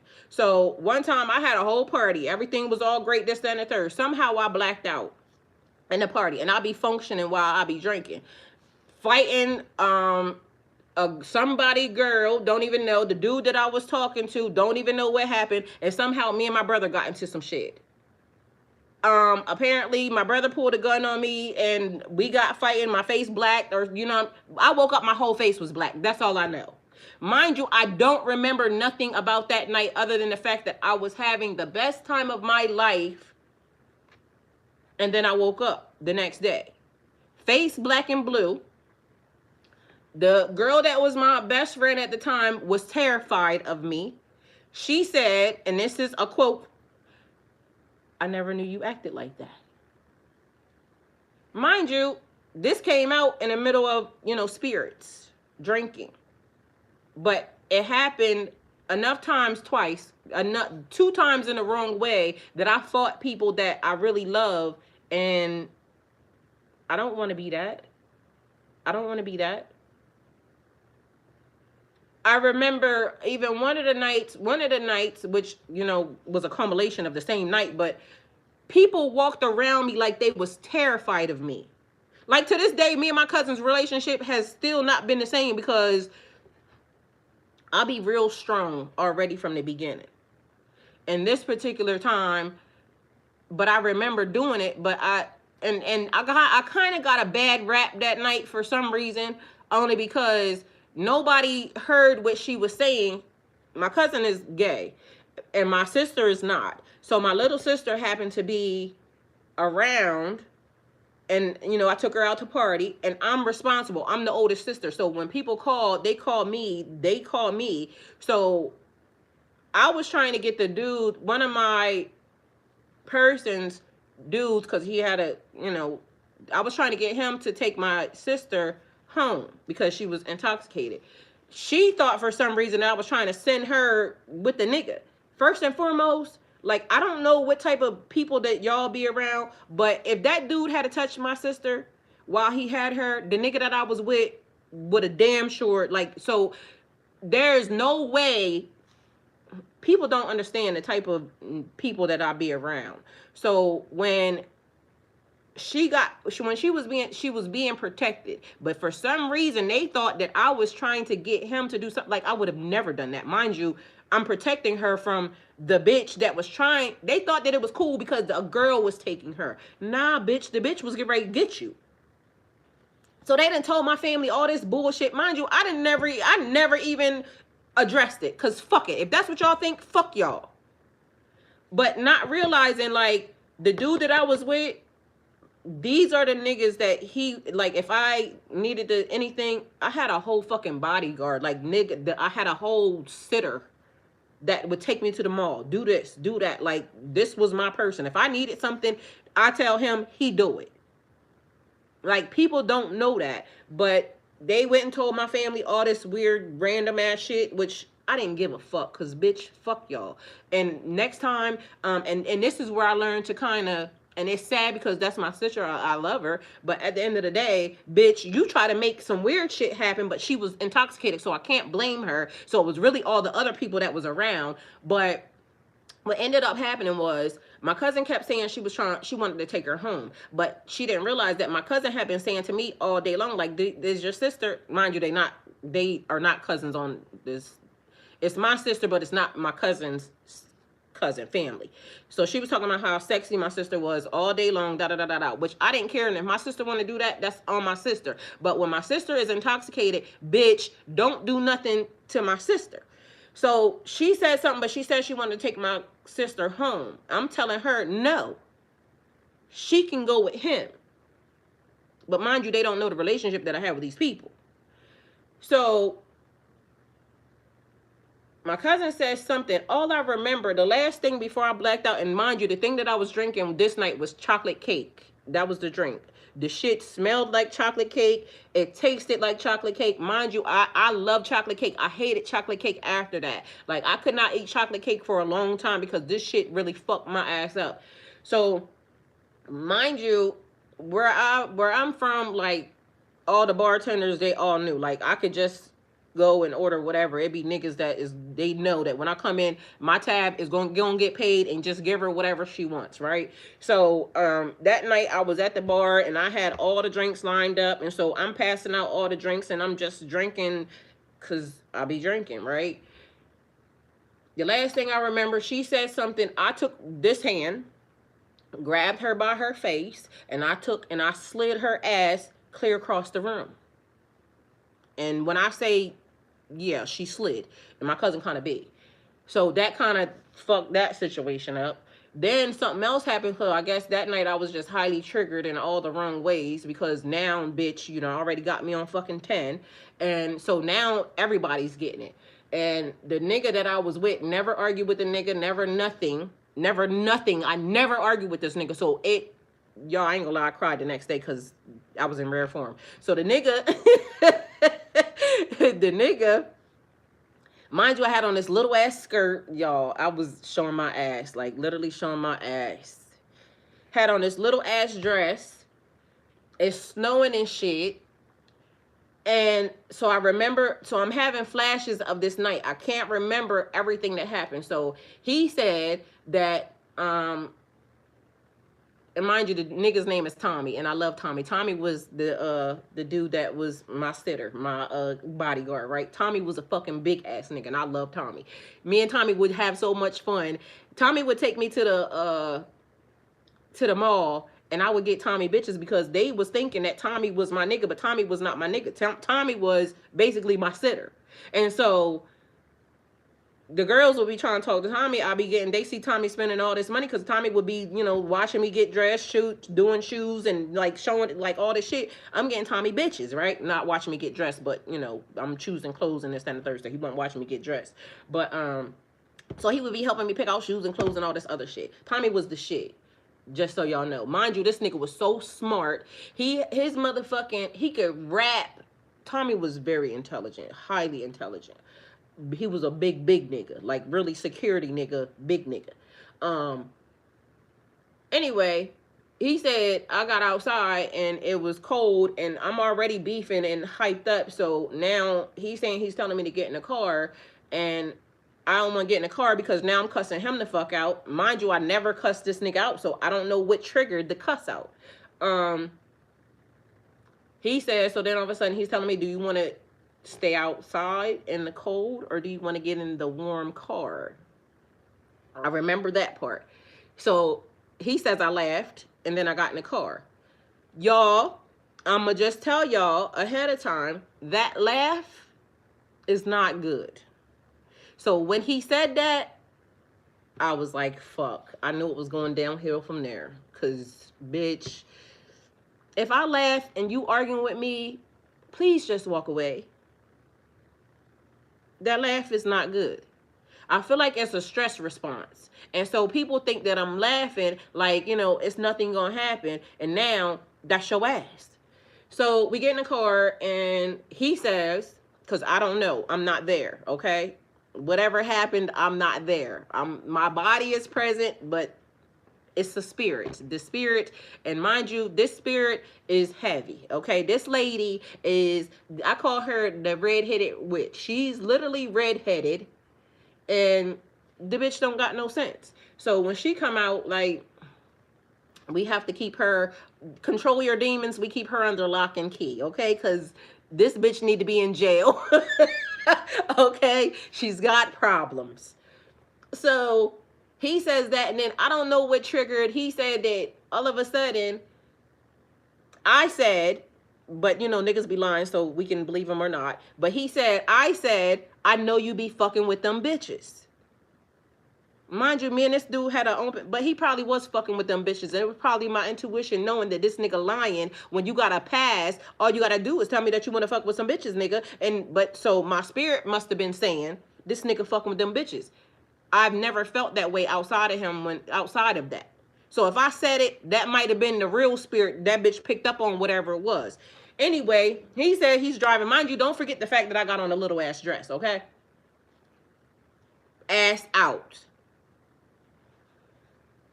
He says that everything was fine, pulled out of the parking lot, we going on the highway, and I said that, and then next thing you know, I'm on his ass. I done jumped across the motherfucking seat, and now I'm fighting him. He's driving, and I'm fighting him. Mind you, I can't remember none of this. This is all the shit they told me the next day.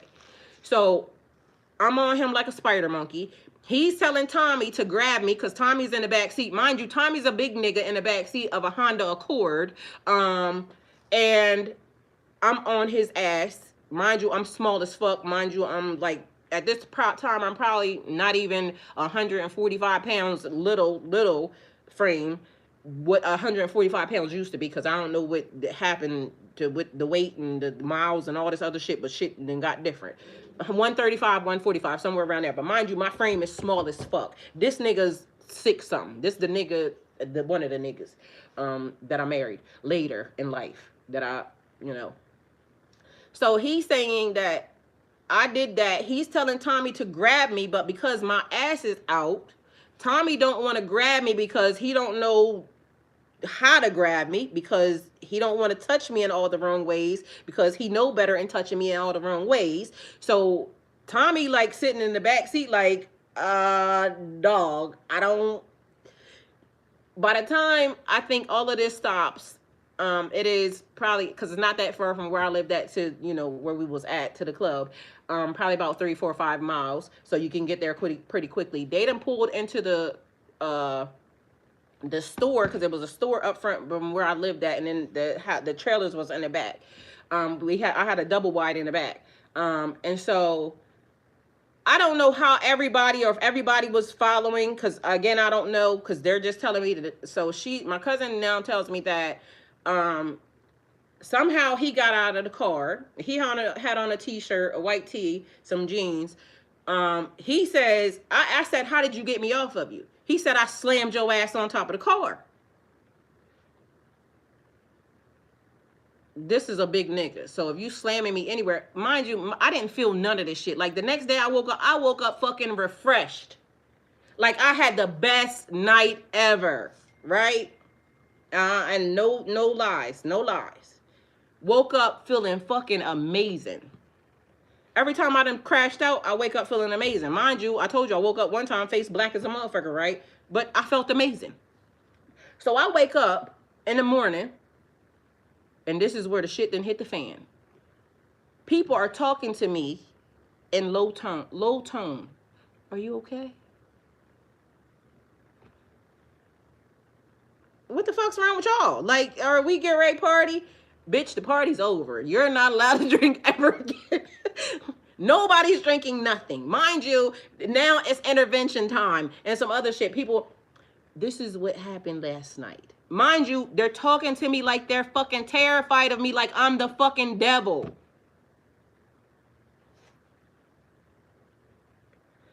I'm confused because remember, I don't remember none of this. I don't know that none of this took place. I done laid hands on every fucking body.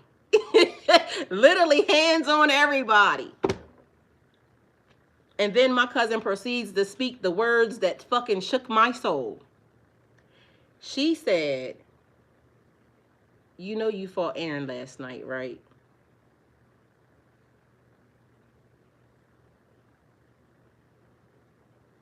No way. Y'all, my soul dropped. I cried.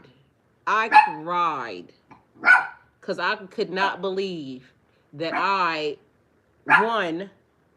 that was the first time that has ever happened.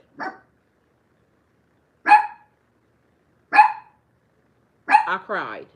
Because I could not believe I acted like that, for one, in front of that man. For two, I couldn't believe I put my hands on that man. For three, I just couldn't believe it. And now she's terrified of me. And it's sad because y'all hear me. I was only concerned about one nigga. My cousin said I didn't put my hands on her, but shit, she used to be seeing me put the hands on people. Like, we grew up, like, I'm fighting my uncle and shit because of them. Like, you know what I'm saying? My uncle over there doing shit, I'm lining them motherfucking kids up. This is how we get ready to do it. Collect all the shoes in the house, everybody's. And soon as, mind you, I'll be plotting on this nigga with the kids because he was always doing stuff. So my cousins them already know, like, you know what I'm saying, she gonna turn up for us. So I wasn't even concerned with him. What I was concerned about was, how did I argue with a person that I never argued with? How did I fight a nigga that I never, like, y'all, that shit was crazy. But for the kids, we was already lining up. Like, I would get everybody together. It was 4, 5, 6, 7, 8, 10 of us maybe. 4 of my cousins that lived there. Me, my brother, my cousin Veronica, my cousin Tanya. Who else? I think that was the main crew. Now, between all of them kids, that's what? How many pairs of shoes? There's 16 of them. No, never mind that my grandma was a yard seller, an avid yard seller, so it could be any given random ass pile of shoes that could be given anywhere. 7, stop. And so I would tell the kids, Because he would be real mean to us, and my grandma was always buying them snacks and all this other shit, and he would never try to give the kids no snacks. Now, we could either stay there, me and my brothers, or we could go to our house. My cousin Veronica and all of us, they could go to their house, and, you know, their parents would buy them whatever. But my 4 cousins they lived at my grandma's house, so we always wanted to be over there with them.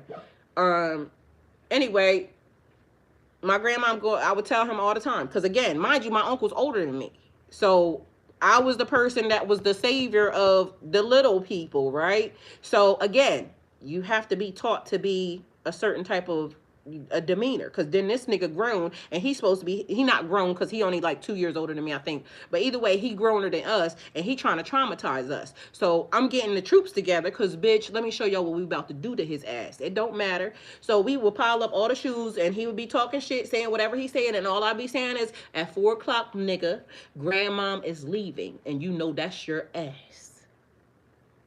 And bitch, after that, if it wasn't for my Aunt Loretta being there, she was older than all of us, but she never really got into nothing. So we didn't really have to, you know, worry about her. She was too busy trying to get her freak on with her boyfriend. So literally, I knew that by the time my grandmom leave, bitch, I run the house after that. And so this is what we gonna do to your motherfucking ass. Your ass is grass. And so I would be telling them that across the hallway. Mind you, again, I was the good child. On top of that.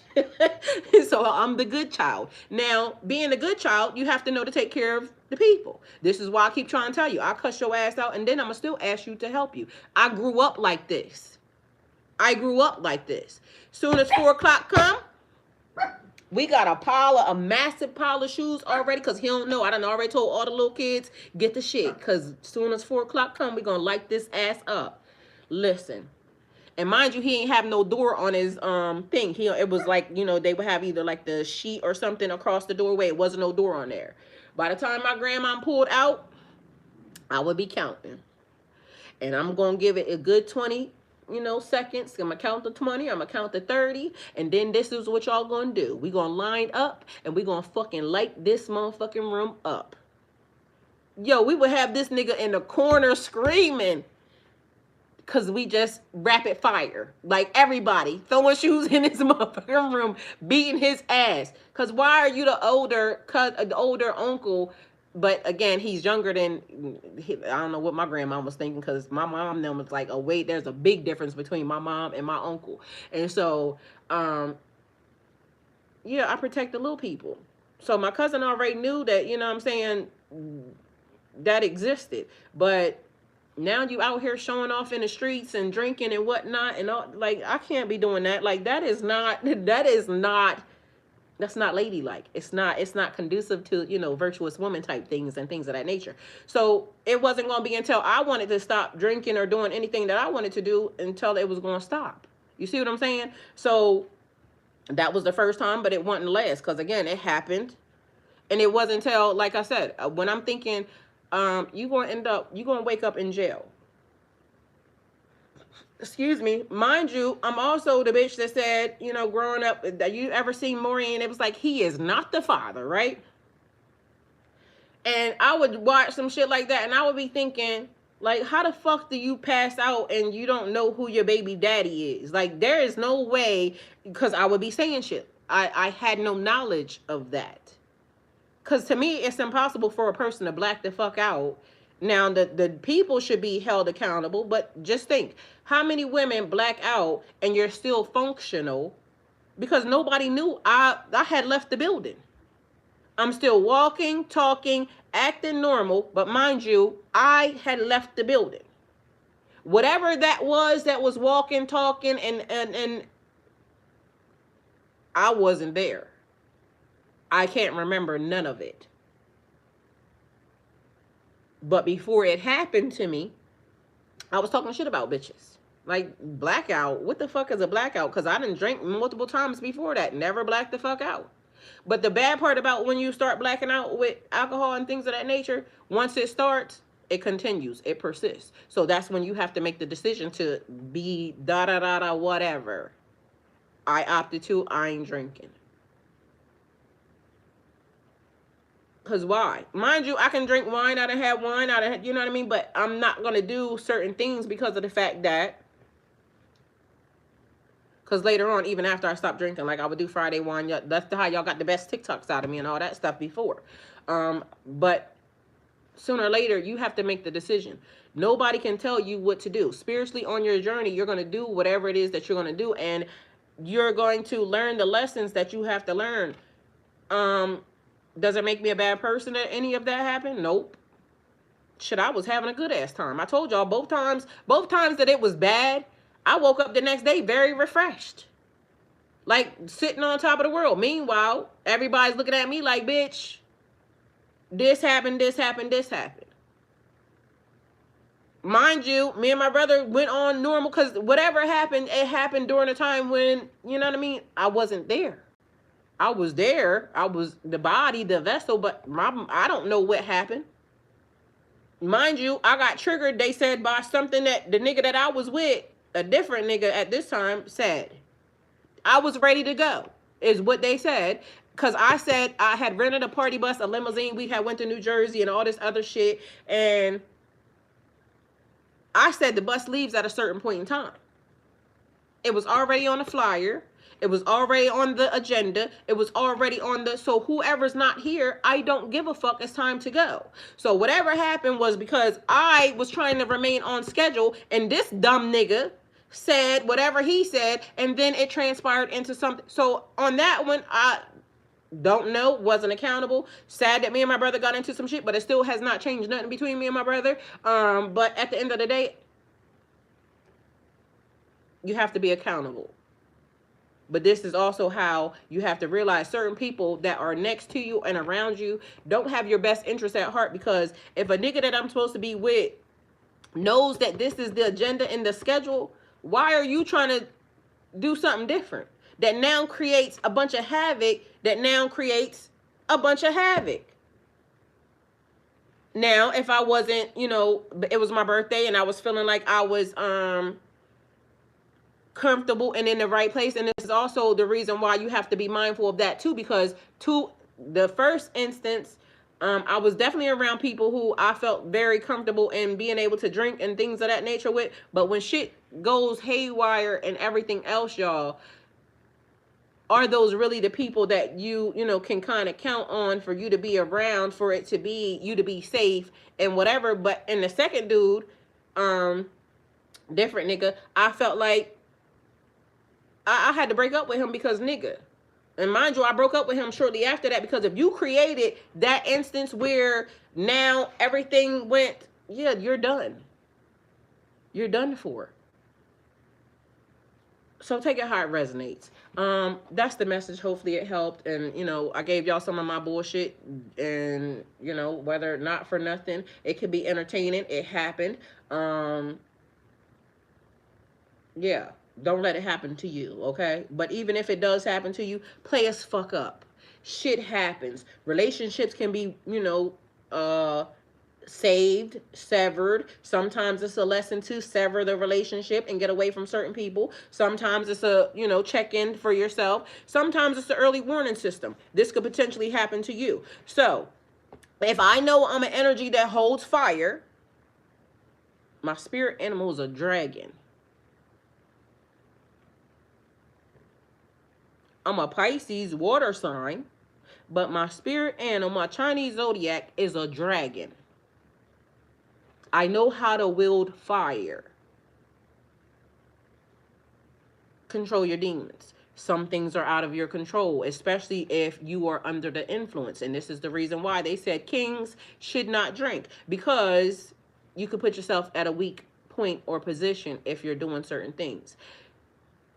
If it is, you know, an intimate setting or something, or if I'm by myself, you know, I will do whatever it is that I want to do. But me going out and being around, and I'm not drinking.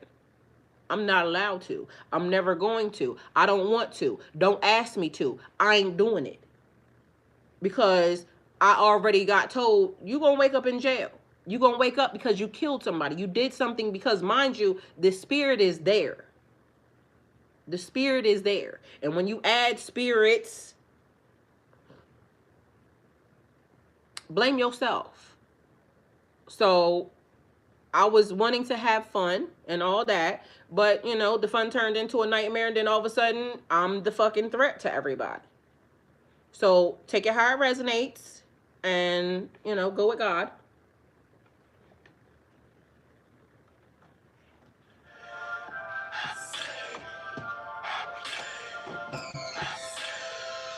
And y'all don't be judging me because, you know what I'm saying, I gave y'all my good story now.